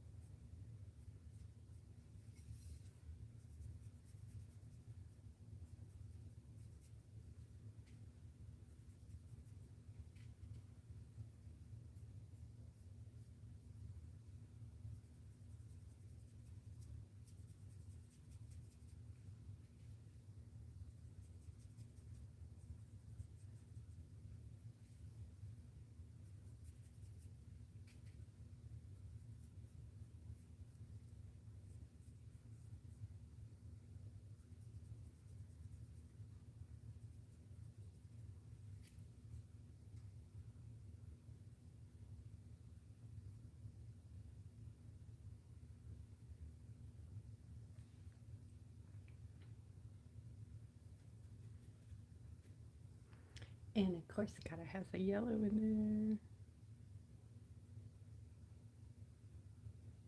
But you don't want to make brown, so be careful.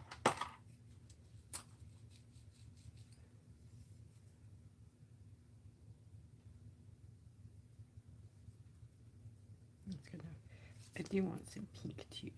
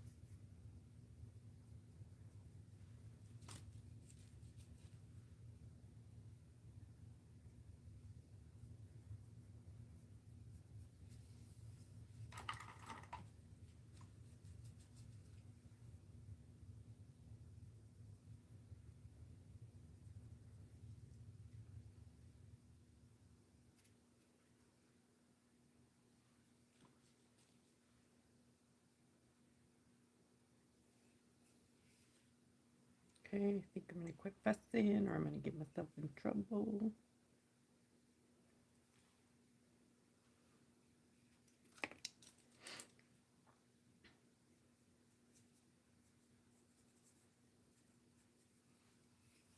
Cute. I'm still not done with her face, obviously. Just got to give things a rest in between, right? Okay, before I lose my brown here, I'm going to grab it and do some more hairs.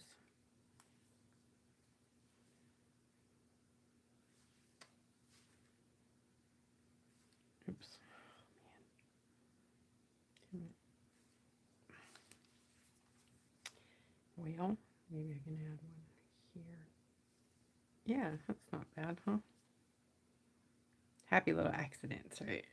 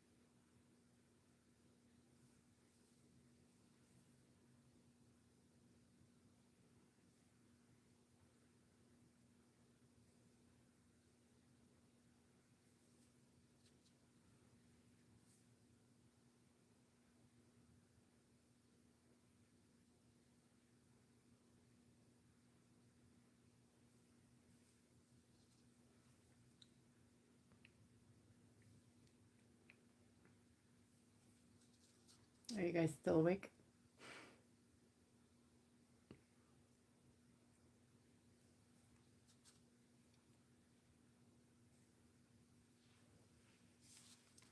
Come on, I'm so close. Don't run out of paint. Come on, come on.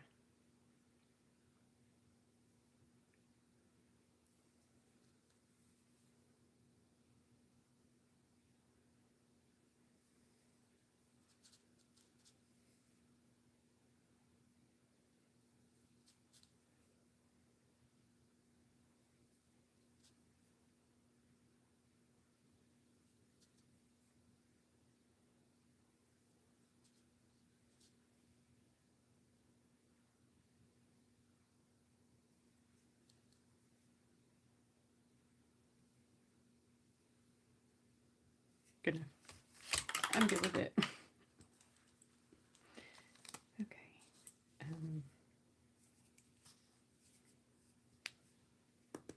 Okay, for those flowers I was talking about. Let's see what I can find in here.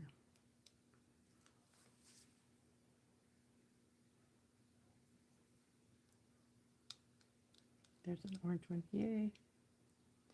I found one.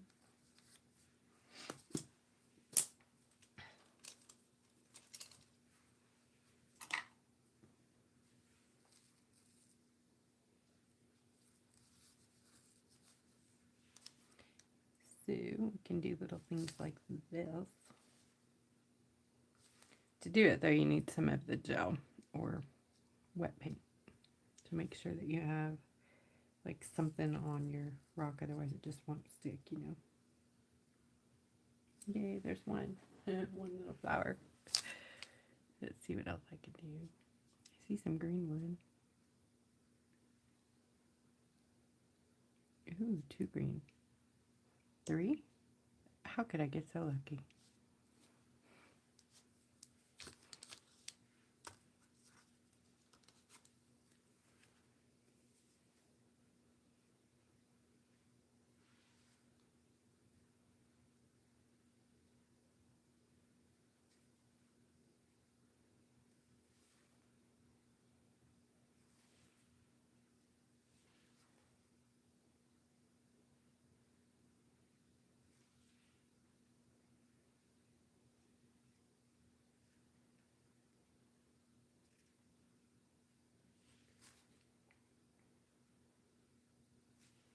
What else is in here?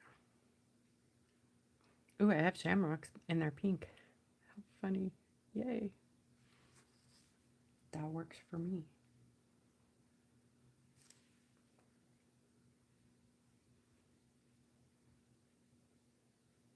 There's a bright one.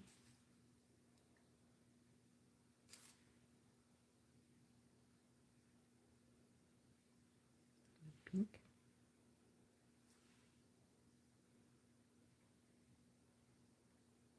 Another shamrock.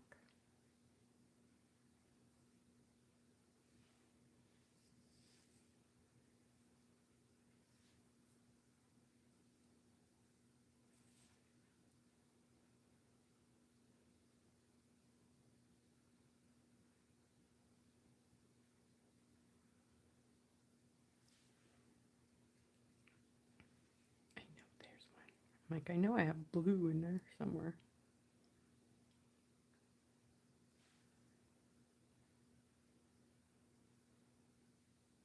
The bigger ones, I have some bigger tchotchkes that'll work in there.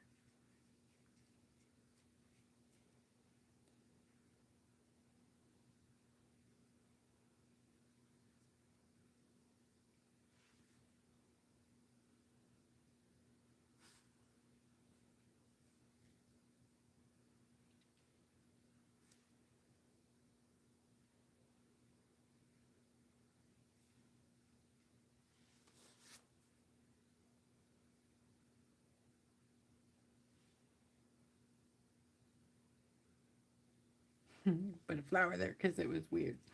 Okay. I'm just going to pop some glitter around there. Not the big one though.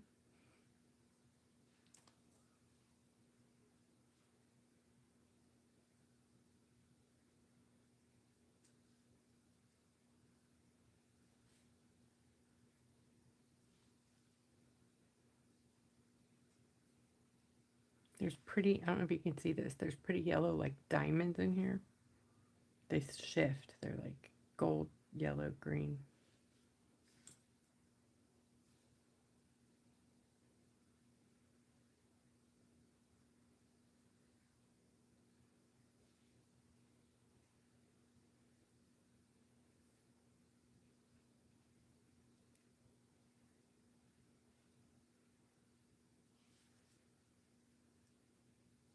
All right, I'll play with that again in a little bit. After it's better.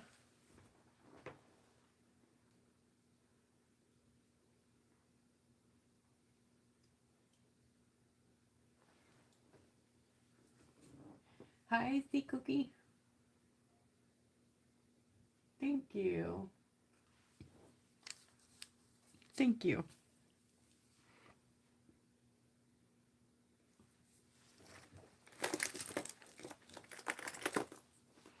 In your little tchotchkes deals from the kits, I try to put them in all of them. These little bit. This one, some of them have dragonflies, some have butterflies, some have flowers, some have all of it. Some, I don't know. It's not like I went through each little piece and sorted. I just made sure everybody had some fun stuff. I have a dragon or a snake in this one. How funny. Here's a couple dragonflies, different ones. We like that one. But I was thinking we could use some of these flowers. What is that? A cupcake. Okay. That works, yeah. Oh, a mushroom. That's cute. Do a rose. Wait, now I don't know what to do. See? Too many options. Oh, I have more. You know, because why not make it even harder? Oh, I think I see some here. Yeah.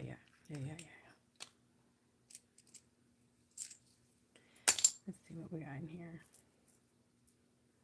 That's cute, but big. Like this one, I love. I think we'll add that one down in here later. And if you get just like plain white ones, they don't have to stay that way. You can paint beads and baubles. Yep, you can. There's another mushroom. Oh my gosh, look at the little strawberry. Look at that teeny little tiny rose. Can you see that? Get back up there. There's two. Pink and a white one. I like this clear one too. It's weird though. All right. So I think I like this one. Maybe we'll paint this one. Maybe. Or maybe not. Or maybe we don't have to have the same kind of roses, right? You know what? Let's do that. Change it. So we have I think it's an orchid or a lily. It's a lily. Oh, that's pretty. But I think I like it up here better. In that area. Mr. Dragonfly, where would that one go? Somewhere. Or this one, Dragonfly with the purple and yellow. I don't know.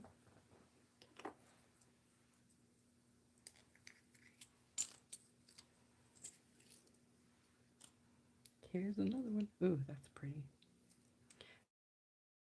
Oh, I think, is that a butterfly? Oh, it's a reindeer. How cute.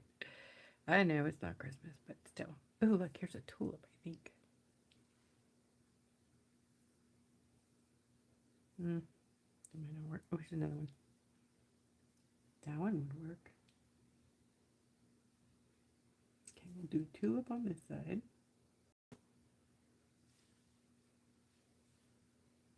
Too cute. There's a couple teddy bears too. We should have a dragonfly. And a green one.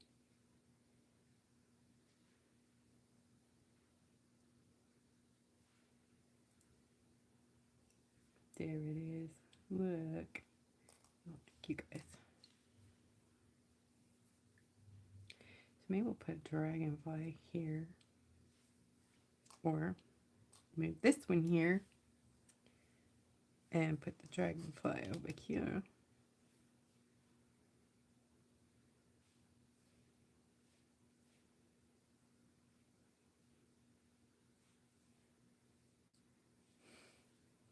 We'll just have dragonflies everywhere because they're beautiful. They're big old rose. Maybe we could do one of these babies. The baby.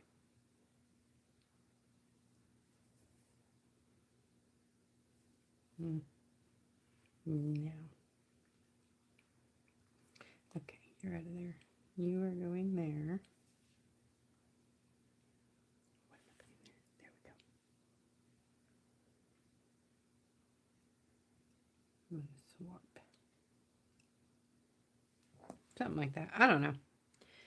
It'll work itself out. Here's a big purple one too.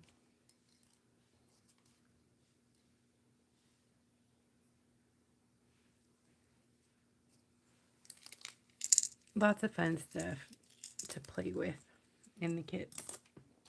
So for her bow, I was thinking there's got to be some pretty bows in here somewhere, but I can't find one yet. I mean, there's so many bows. How could I not have any? Let me look again.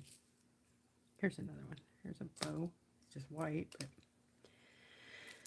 it doesn't have to be a bow either. It could be something else. A teddy bear, right?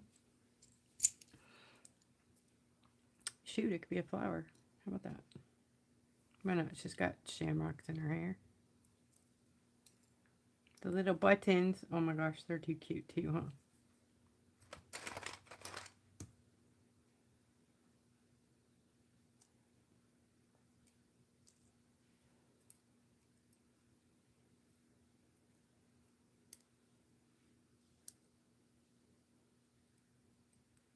Should we put dragonfly in her hair? Mushroom.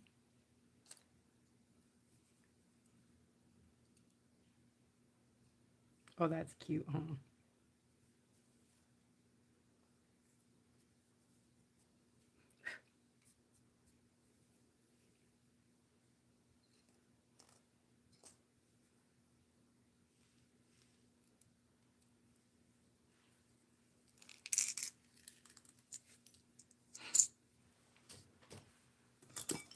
Fun stuff. All right, we're going to do foil too in a bit. Maybe I should do that. I'll do that right now so that we can get on to the lining part. So for foil, it's gotten a lot easier in the last, I don't know, 6 months or so for me, because I have a glue, a really wonderful glue. And when I found it, I scooped it up and I sell it. So it is in my store and it takes all of the hard stuff out of it. I have yet to see it wrinkle. Sometimes you can over cure it and it won't be very sticky, but other than that, that's the only problem I've seen with it, literally. And I'm going to show you guys an example before I put it on her. And I gotta move all this stuff out of the way and change gears here.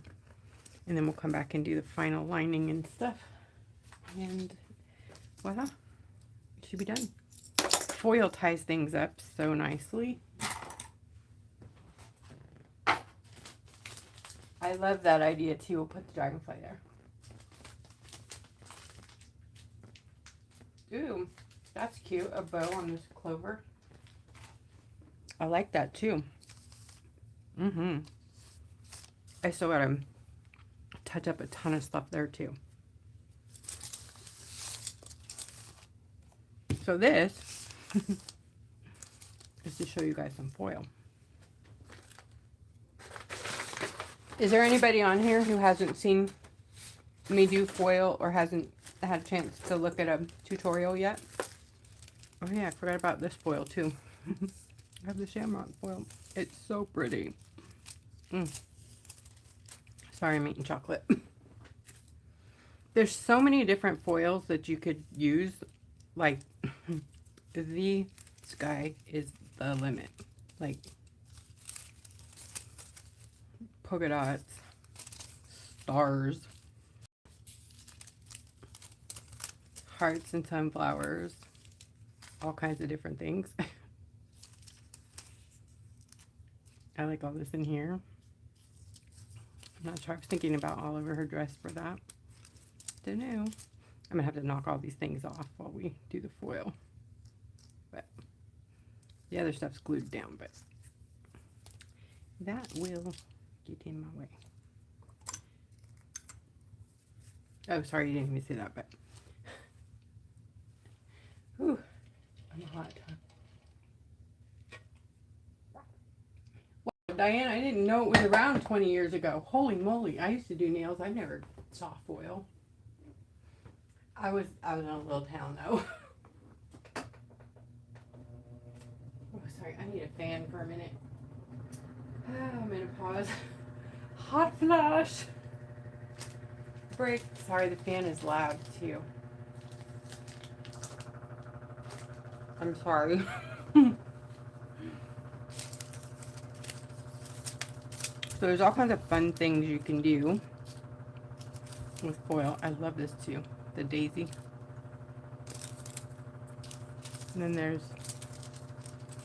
fishnet, because why not? Black fishnet.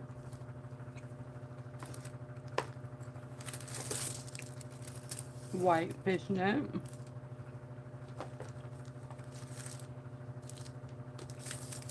And then I love these little delicate. Look how beautiful those are.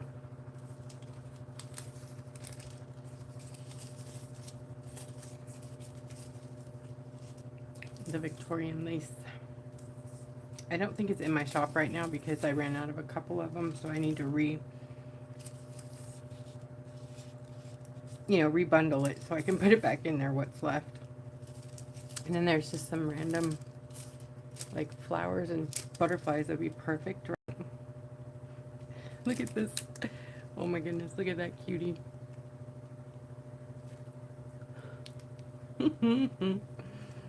It's like a peacock butt on a, who knows, what, butterfly. Too cute. And then some random flowers and a, what even is that? Is that a bird? Oh, it's a bird. Yeah, it's a bird. And a bird, I think.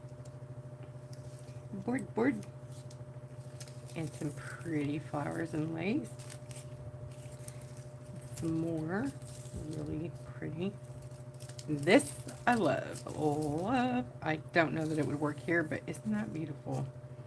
It's like lace and flowers. Oh, so pretty.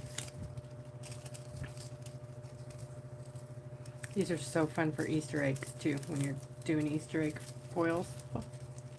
Yeah, lots of fun.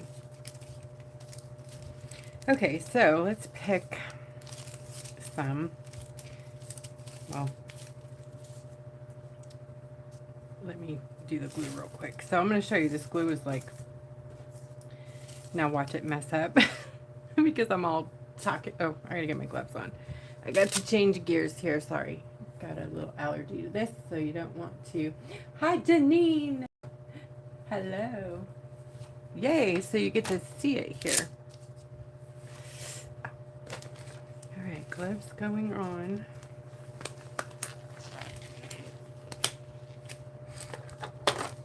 Make sure you're using your PPE when you're using resin products, and UV products are resin. Even if you don't have the allergy, it's a cumulative, so you can get it, and a lot of people do. That percentage is very high, very, very high. Once you get it, it's gnarly. It's awful. You get like oozy, gross blisters, and they take months to go away. It's nasty. So this glue is super easy to deal with. You don't have to warm it up. It can go straight on a cold rock, and you can use whatever light you want to. Yep, you heard me right. The only thing is you want to, I got some glitter in there. Oh well. Make sure the bubbles are as gone as possible. It does self-level, but you got to give it a minute, you know. And don't forget that UV glue turns yellow. So it doesn't matter what product it is, but this one's less of a yellowing than most. So if you're using clear foil, you really don't want to do it straight on white because it's the UV glue just yellows. But you can use the non-UV glue. It's not as good as UV glue. It doesn't always transfer perfect, you know.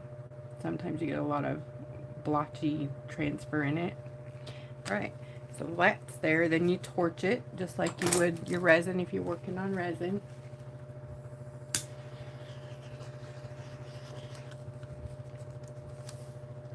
I might have not put enough on there.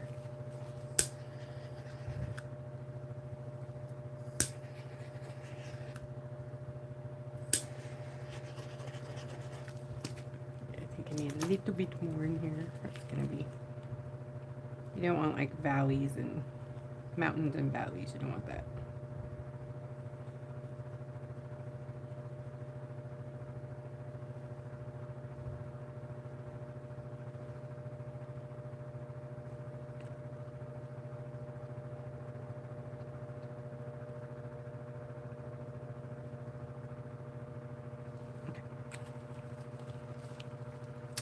Okay, do your thing there. I mean, there is a thing is too much. You can, if it puddles, it won't cure.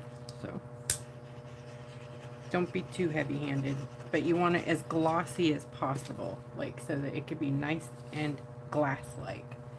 Okay. Now you can hit it with whatever light you want, and my new favorite is the pen.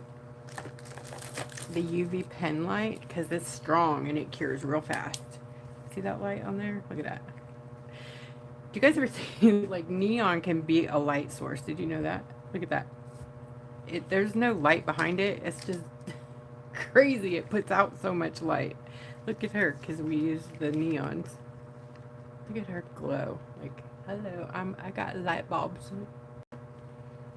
Anyway, sorry, got distracted there. Look at that one little piece of neon glitter. It's like its own light. This is with the lights on too. Wow. Anyways, so you want to do this for about 30 seconds to a minute, depending on how big your rock is.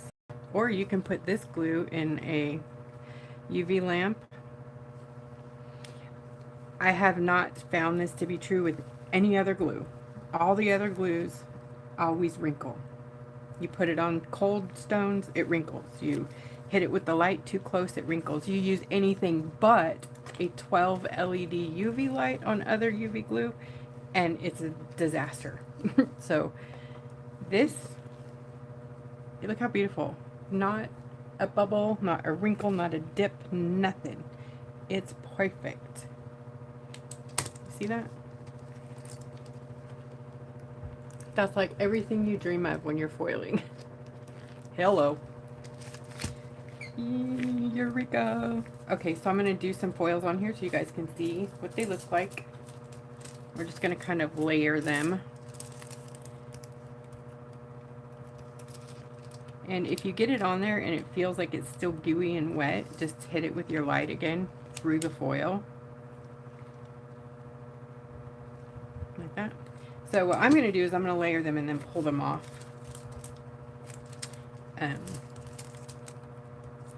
Kind of in the order. Now I want to show you here on the foils, see this clear edge on there, but it's not part of the pattern. That still has a transferable film on it. So if you put that on there, you won't be able, unless you put more foil on top of it, it will have a clear spot running through your design. So you always want to make sure to use the other edge or cut it off, because this one kind of has it on both sides, which is common. So I'm just gonna, for now, use this side. It does have a line in it, but for what we're doing, it's okay. All right, let's get this on there. See, this one has a clear edge too. Let's do some of that. Geez, fan, can you be any louder? Oh, I just use them way too much, so. Let's see, let's do one of these pretty ones. which side? Do both.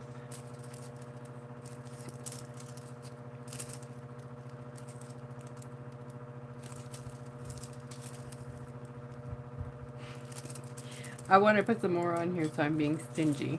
I'm going to cut it so I can put a little of both of the ombre bit in the middle, but yet not too much.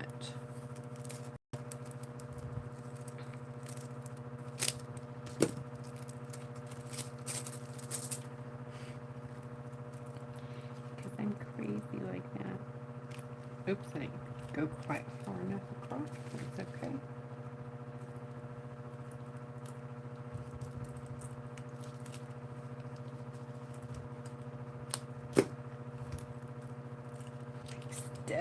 Foil has like a big amount of static in it, so see that it is kind of hard to deal with sometimes.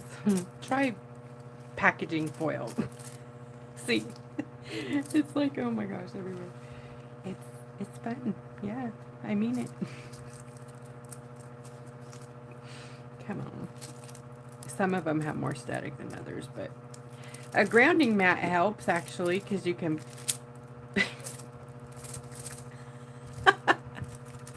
you can get the static off of you for a little bit anyways. Okay, I'm just gonna put it this way. Okay, next up is, let's do, this one is fun. Do a little bit of here.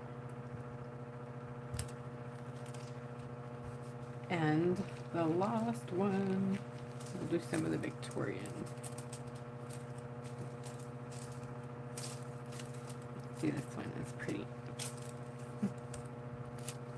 Okay, so now you want to do your burnishing brush. And I showed it to you, but now I don't know where I put it.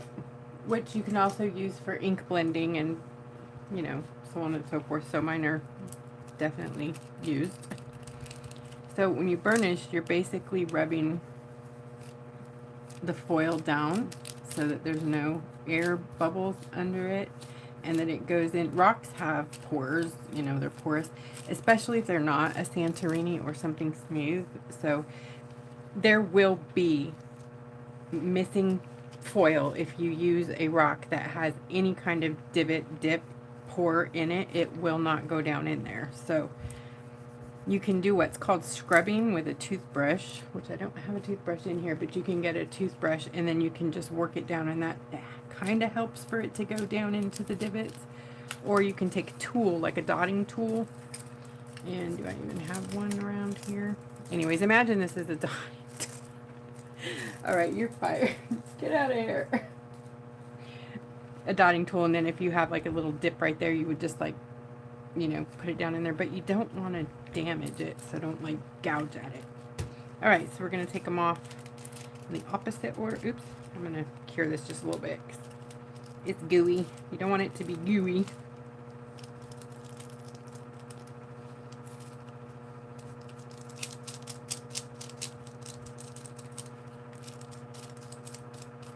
But those of you who struggle with foils, you're going to be super impressed with this. I am like, oh, thank you, thank you, thank you. We good? Come on. Okay, you ready for the magic? You zoom in.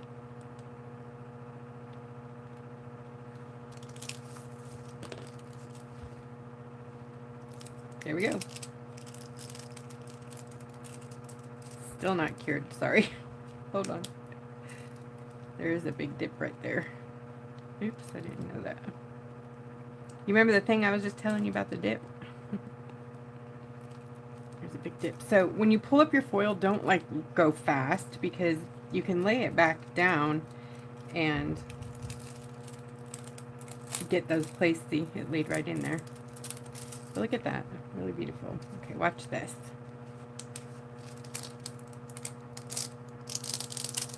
Look at that transfer.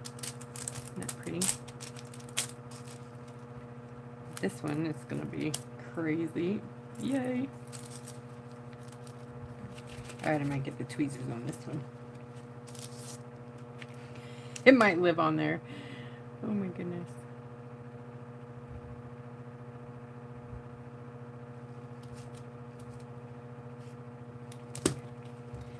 Come to me, Mr. Foil.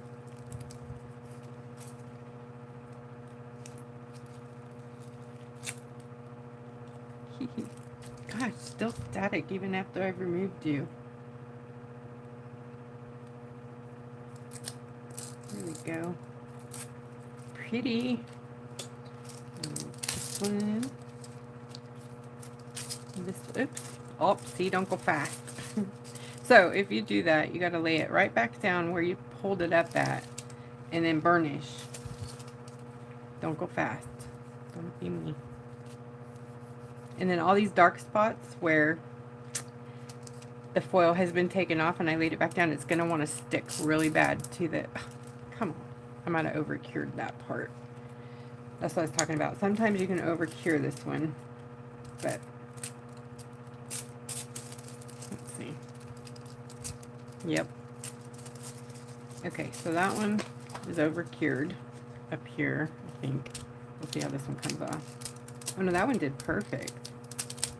Oh, maybe it's my foil.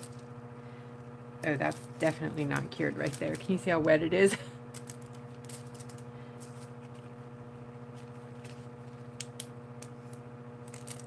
Sometimes it's hard knowing around the edges, you know. So you like really do the top really good and then, well, but look at that transfer. Isn't that beautiful? No, it's so slick and gorgeous.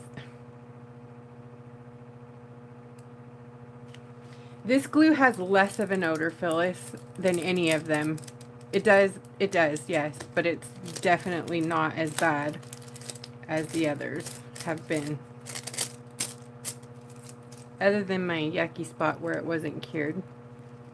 And then where I pulled this one up. So don't look at those two. So nice. The cool part is it feels good. I mean, it's nice and slick and gorgeous. So with a little practice, you know, you can really, really do some amazing foil things. These are going to drive me insane. I did these earlier. They were on some other paint, but there's the shamrock. It came off perfect the first time, but it's been sitting on the paper, so it looks a little dull, but pretty. On black and white. See the difference? Isn't that cool?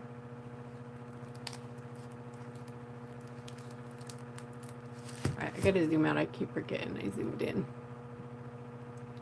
Go back out. Oops. Sorry. Okay, let's get some foil on her. What do you think? So when I'm doing foiling in little places like this, I want to use a disposable eyeliner brush to apply it so that it can be technical in places, you know, go into little tiny crevices and oh my goodness, that foil.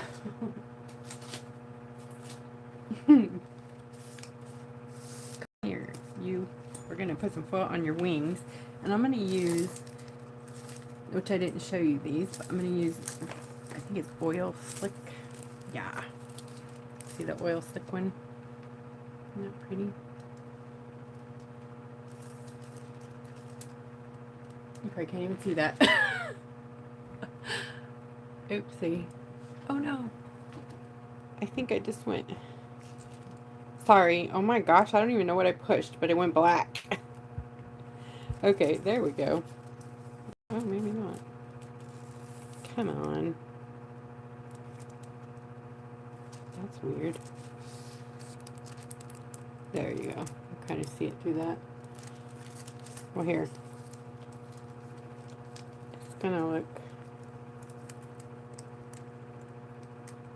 Maybe I'll change the idea. That's weird. Okay. We'll use this one. This one reminds me of pixelated TV. You know what I mean? Yeah, let's use this one. Look how pretty. I think the other one would be pretty too, but this one's really like, hello, bling blingy. We'll just put that everywhere. Okay, not. So for this, I'm going to put my glue on a little palette.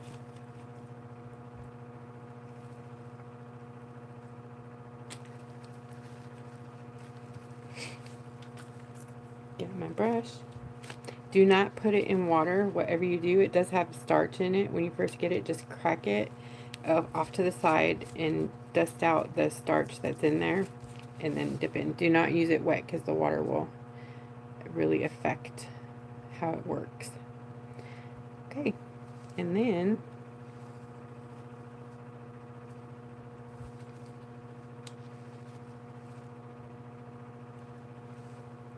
apply your glue. Usually where you start will be the biggest area, like it'll put the most glue there, so you want to start where it's the widest spot and then pull it to this where you need it to be the smallest, you know what I mean? Like this little tiny section in here.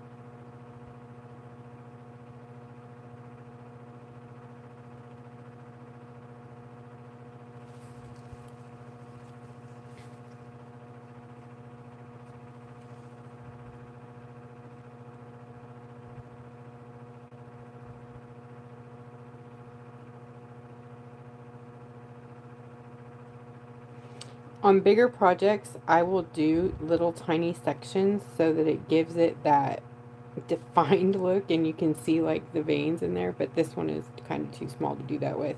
I mean, I could have, but, and how you would do that is you would want to line it really good first with like an acrylic liner so that the glue kind of has a border, a fence, so it doesn't just go everywhere.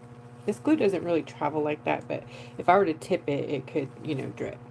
Alright, and you torch it, be careful, just because you have paint and an image on here, so you don't want to hover.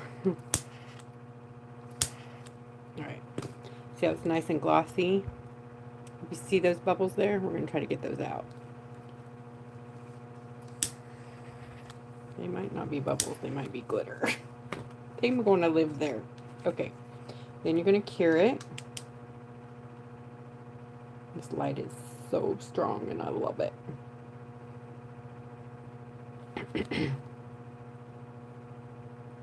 I accidentally stumbled onto that this glue works with other lights because I used this light by mistake. I just picked it up and grabbed it because I used it for top coat, like to cure the rock real fast, so I didn't have to pull out my big light.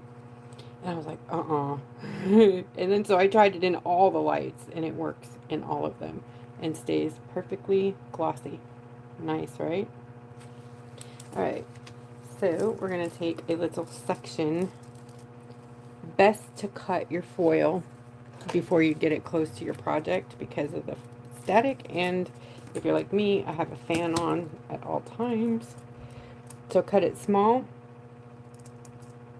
and make sure you have the right side down. And then if you don't know how to tell the difference, you can do the tape test.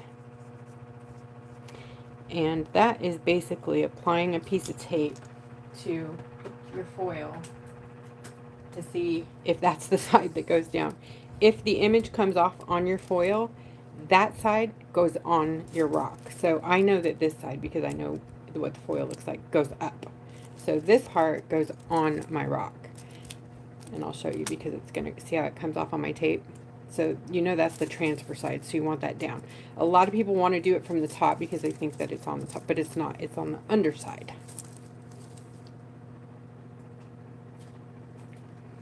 All right, you guys ready for the reveal?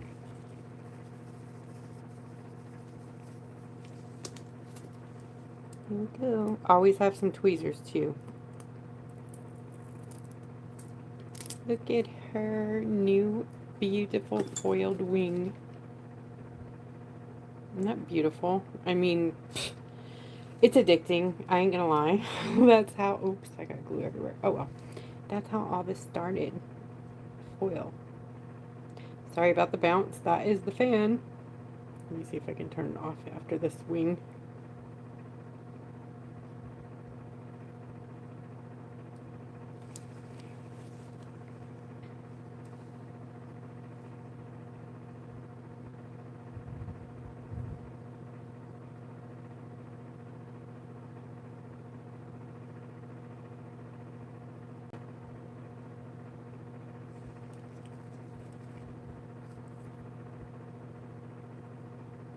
So I'm going to try to do more foil projects since I found a really workable glue, and I'm on a new medication for everything, and I think I'm hoping, I have really big hope for it to settle my immune system so that not everything affects me so terribly, you know. Maybe the weird stuff will go into remission and I won't look like a leopard. Not leopard. I know. It's close. Kind of the same thing. But hopefully this stuff won't be here. Lovely, lovely lupus. So I don't know if I know where we left off with the testing and stuff. Was they were trying to argue with me about if I had it, yes or no, and where's my proof. I mean, it was over 20 years ago, so I don't even know how to answer that. So we started all over again, and the results came back mixed, and she decided that with everything, all the symptoms, it does match, so she's treating me for it, and hopefully, fingers crossed, I'll have some results. I haven't actually been treated for it in a very long time. So, first line of defense, I just went blank. What's the name of that? Pat, are you on? What's the name of that drug? It's the one, the hydroquinacridone or whatever. I'm all mixing it up with paint colors.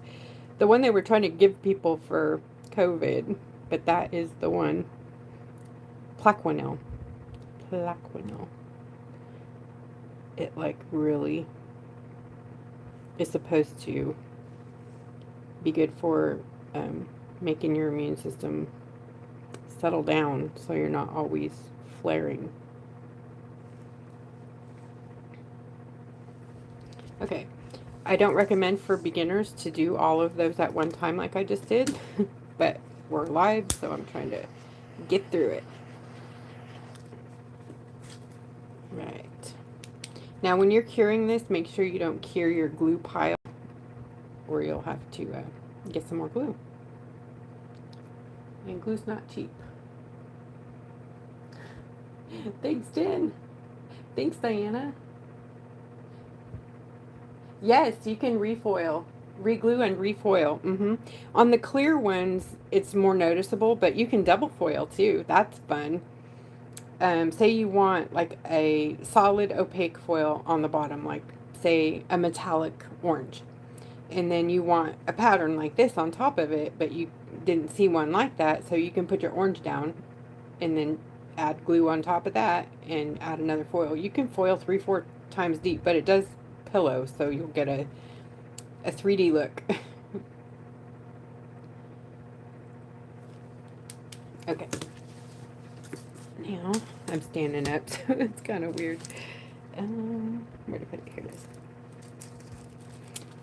I'm going to just use this all the way across here since I'm doing all 3 pieces of her wings.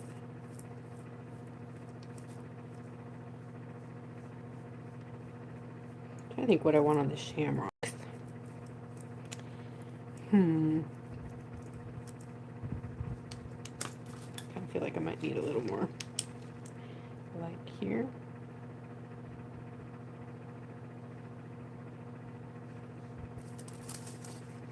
And look at that perfect release.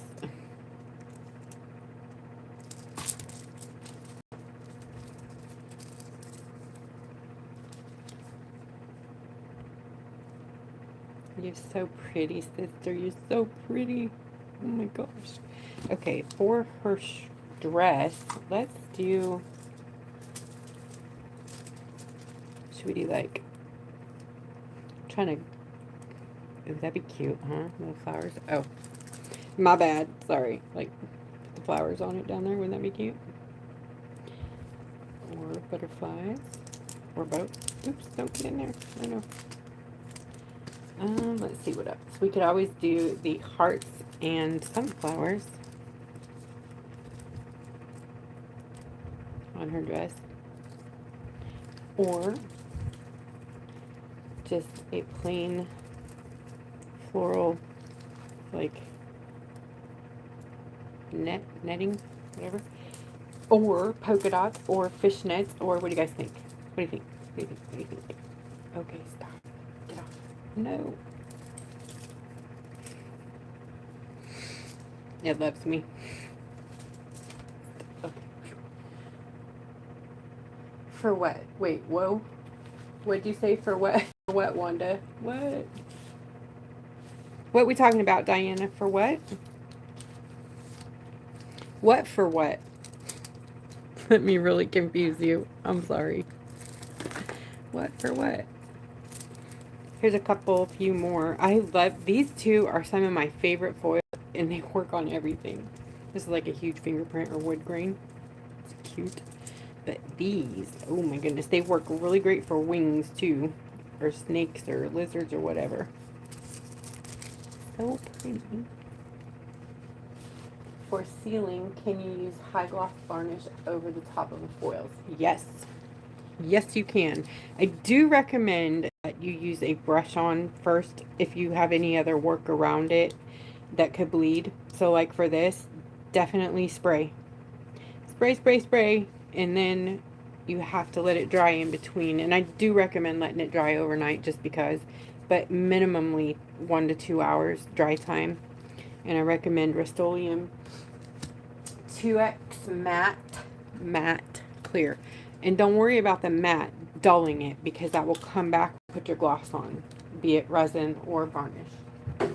I'm actually going to use a varnish on her instead of resin. Or you can use UV top coat too, which I might do that faster. But I'll use varnish just so you can see. I don't know that I'm going to use it everywhere because she'll bleed and I don't have time to go spray and wait. But I'll use it like on the wings so you can see. What foil for the dress? My diagnosis? So what is what? She said it was lupus. Even she has mixed results with it. I have 3 positives and like 14 negatives. So it was weird. Very weird. Because things that I know for a fact that I have pop negative. And I was like, nope. Something's going on there. Like my RA factor was negative. I have rheumatoid arthritis. That has never been a question. I don't know. It was weird. They drew 19 vials of blood. So I don't know. Maybe I'm like in a weird remission right now. Just my skin's not cooperating. I don't feel that sick. I do feel a lot better, you know, this last year or so. But I wish my skin would catch up with me and not be so ugly.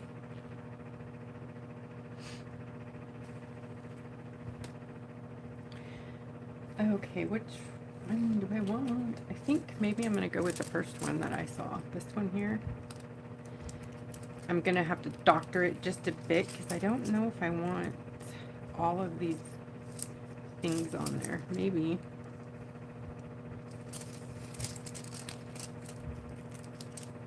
Turn it this way and do it.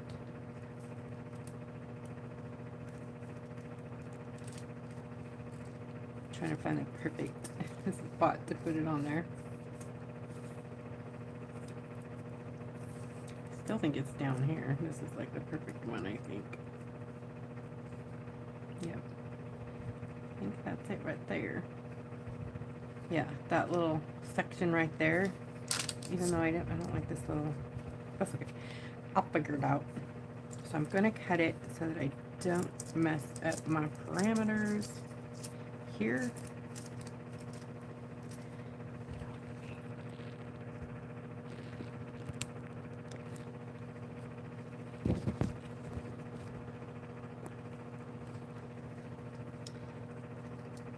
in here.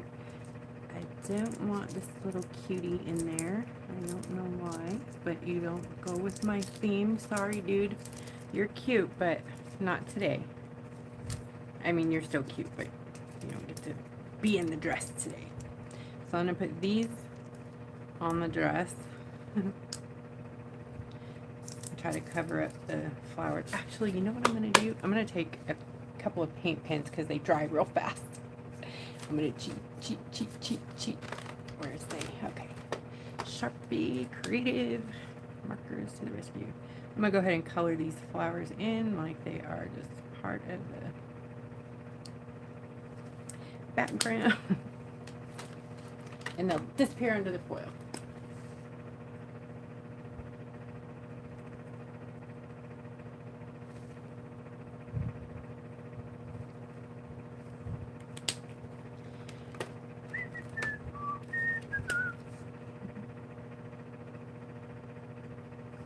That's really light. What?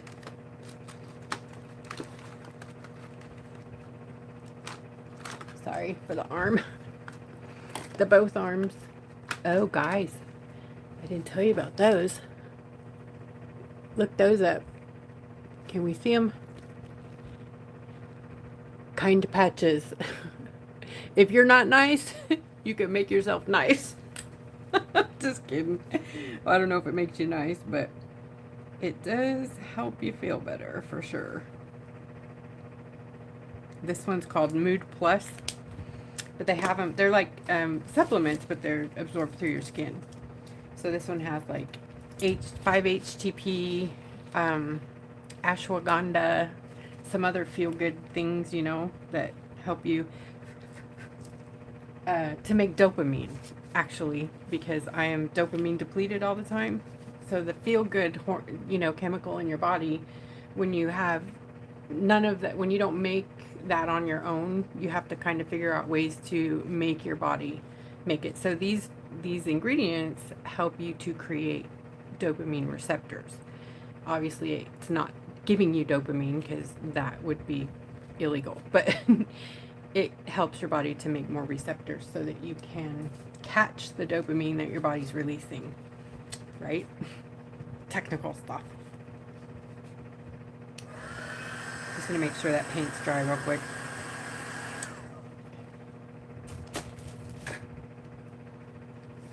Okay, my mess here. Gonna get some more glue, but I'm gonna cure this first so that I don't stick my hand or my rock in it. And then I'm gonna put a piece of foil on it so it won't stick to everything, because it'll be really sticky. And yes, you can foil paper, you can foil plastic, you can foil metal, you can foil wood. Yep.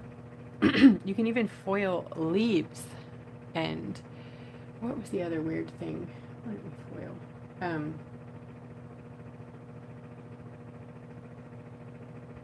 I'll remember it.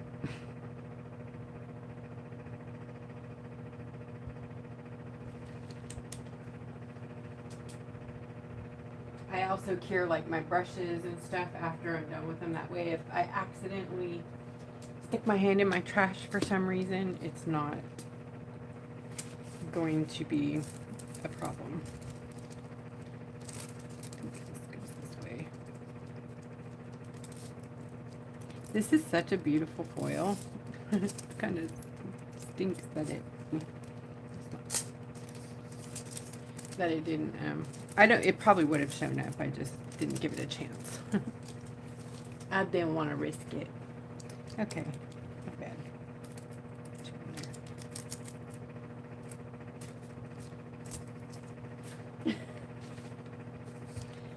So for here, we're going to do. I'm going to get a bigger piece this time. Her dress.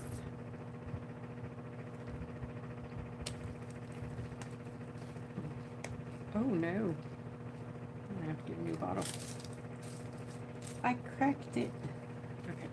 New brush. I prefer these clear ones because they have really long bristles and they actually get really pointy. And that's important to me.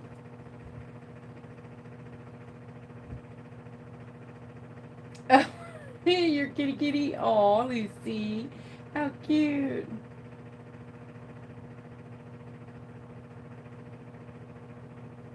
Yes, Phyllis, exactly. Spray it, let it dry, then put your varnish on. Okay, so I'm just going to apply to the dress like we did to the wings. Fat part first, bring it out to the parts where you need like the points or whatever.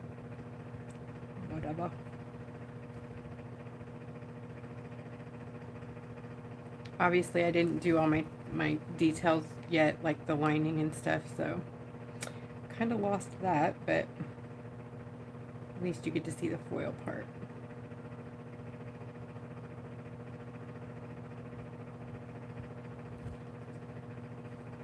Also, if you get bubbles in your glue on your paper, you'll have bubbles in your glue on your rock, so make sure that you torch afterwards if you see bubbles.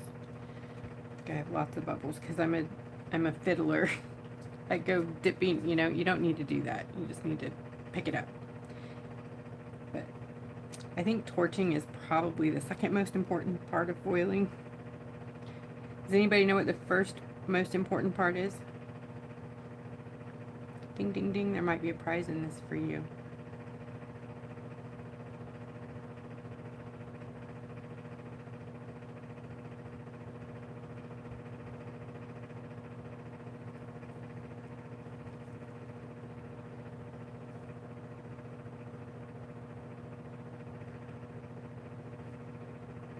That's right. Good going, Jen. PPE. That is by far, hands down, the most important part of all of this. You have to protect yourself. Personal protective equipment, gloves, respirator. I am not kidding you, a full respirator. If you have any kind of compromised breathing, you put on that respirator, even if you don't. It's hard to use during live, but I have a full face one and I'll show you. When I say full face, it's not full face. It covers my entire nose.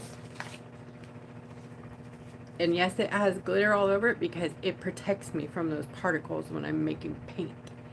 So these things right here are particulate filters, and it's for organic vapor, so it keeps the vapors and the dust out of my lungs. Important that it says for vapor. And even eye goggles is important. I'm usually wearing my glasses, so if I'm not, I have on eye goggles.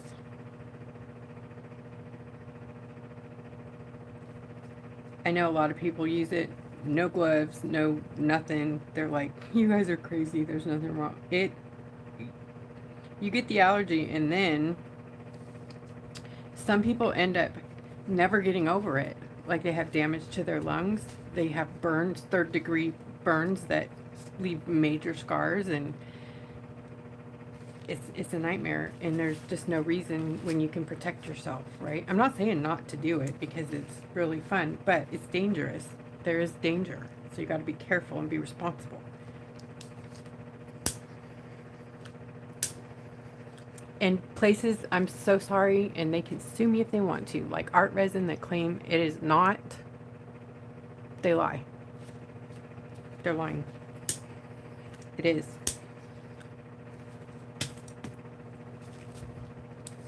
I will challenge them.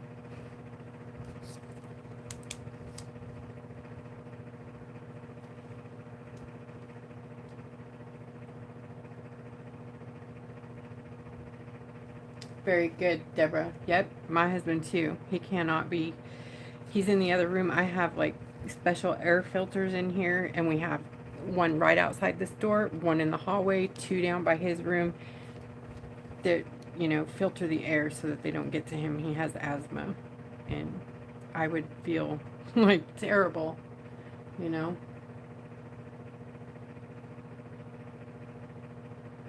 You know, I was like that too, Diana, when I first started, because I didn't really know about all that. And then I started getting these blisters on me, and I thought it was, you know, this. But what happened is those blisters set my immune system into overdrive, and that's when all of this went, I blew up out of remission and have been in a flare for constant 5 years now. I had 3 months there. I don't know if y'all remember that. After, when was that? 2 years ago now? I had a back injection, and within 2 weeks, my skin was clear. And I was like, I don't know what's going on right now, but we figured out that it was the amount of steroids they gave me in the back injection. So I was like, we could do that again, but I'm sensitive to steroids, so I can't have that much, hardly ever. This needs more light. So, I don't know. I'm due for another back injection, though, so I'm kind of excited about it. Although, I'm going to have to prepare, you know, for the steroid crisis that I'll be in. The last little anaphylactic episode I had to have lots of steroids, and I ended up with steroid fever. Has anybody ever had that? Does anybody know what that is? I can show you some pictures. Oh, dang. So imagine your skin, okay? Your body is on fire. You feel so hot. Like, I couldn't get my temperature on the surface of my skin to come under 103. And it was 15 days that it was like this. Oh, that's so pretty. I got to do the little top part, but look. Can you see it? How cute is that, you guys? Foil is the best ever. Oh my gosh. Okay, so I think up here on her top of the dress part, I want to do a little blingy. So, I want this one. Laser.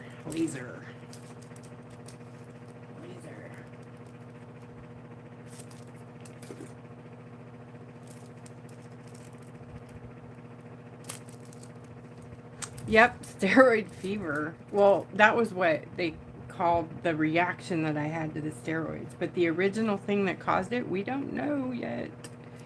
We don't know what I was allergic to that time.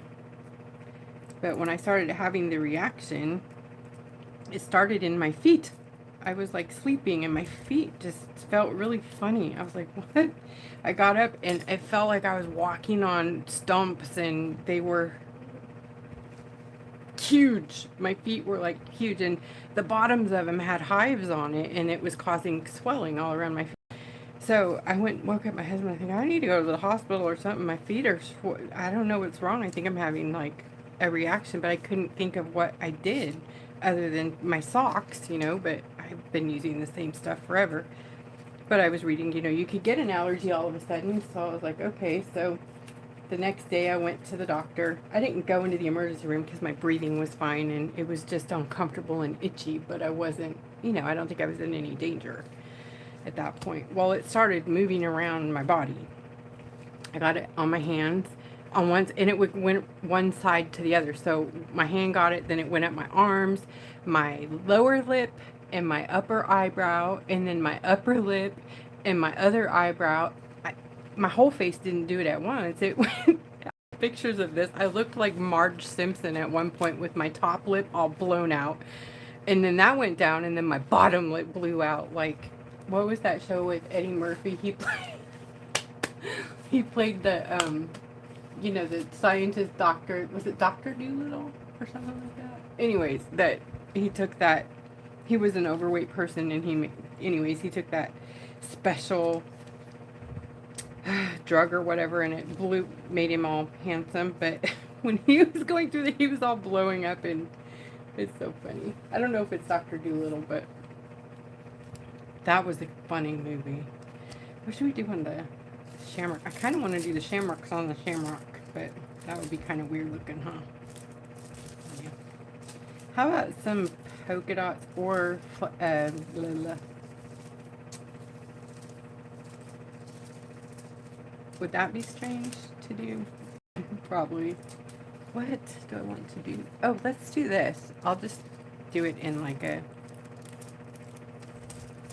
I'll do that. You just watch. It's going to work out. I need to stop laying my brush in my glue. That is something I always do, but I haven't foiled in so long. I'm going to start over again. This time I'm not going to lay my brush in it. Darn it.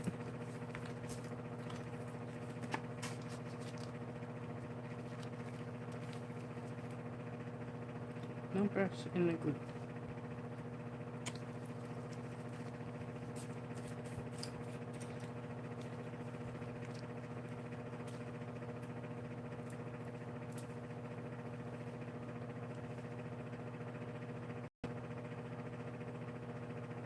So I'm going to go in sections, but not next to each other, so I can get the 3D effect on the leaves.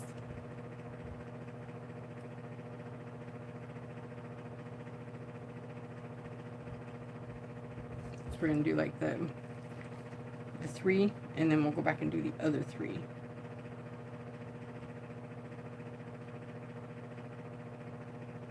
Oh, well, it's a 5-leaf clover. Or no, it's a 3, but it's their hearts. So 1, 2, 3. Yeah, that works. Oh, those 2 are next to it. I don't know. It'll work out. We'll figure it out. I have faith. Don't cure your glue. Flubber. That's what it was. Sorry. Flubber. Yes. Oh my gosh. I'm going to watch that movie again. It's so funny. But yeah, these, oh my gosh. If any of y'all want to see the pictures, just send me a PM on Messenger. I'll be happy to show you. But, you know, I hadn't foiled recently. Otherwise, I would have thought, okay, this is from resin, you know. But I hadn't done any of that.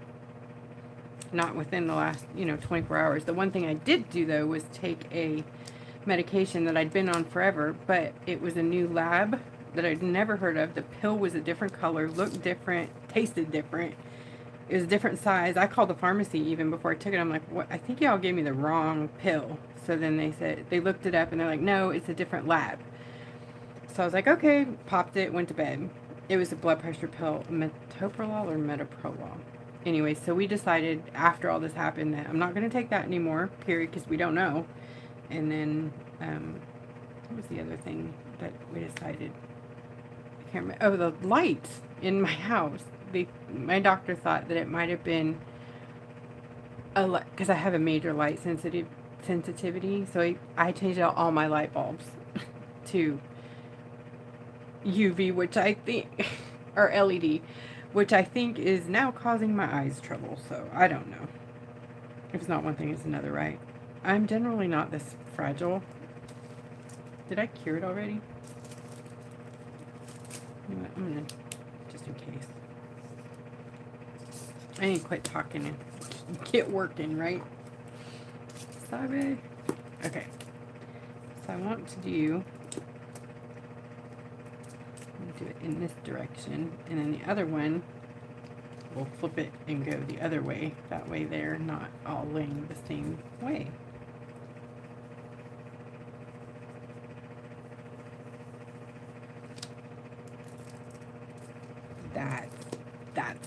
That's good. Look at that. Not pretty. Of course, I'll add details back in there, but yes, please. So pretty. Okay. So now we'll do I put the brush right back in the glue, even though I caught it that time, but I don't know what my deal is there. I miss foiling so much. I just don't do it a lot because there's more risk. That I'm going to put my hand in it or it'll go through my glove. Oh, that's another thing. The gloves. When you are allergic to it, you'll find out that regular gloves do not stop it from going through. You have to get 9 ml or higher. They have to be chemical resistant. So that is why the thick black ones. I forever couldn't figure it out. I'm like, I'm wearing gloves. I don't get it. I'm still having reactions. And yeah, it was the gloves. It was just coming right through the glove. I didn't even know that because I kept getting these weird blisters around my fingers. But I used to always get it on my gloves too. I didn't realize, any of that. So right now I try really not to get it on me. There's a little there, but you see where it's at? It's always the same place. So I have like this thick callus there now from all the scarring.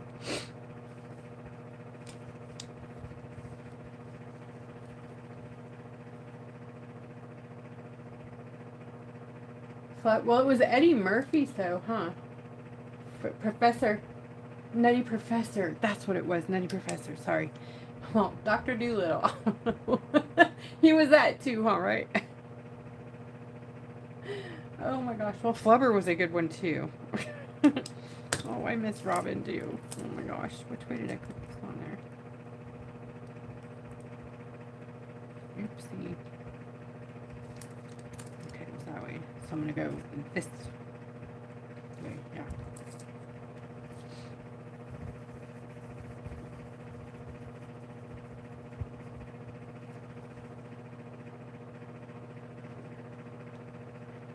Jen Seymour, hello.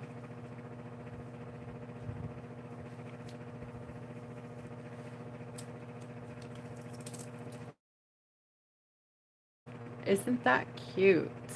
They ended up going. Anyways,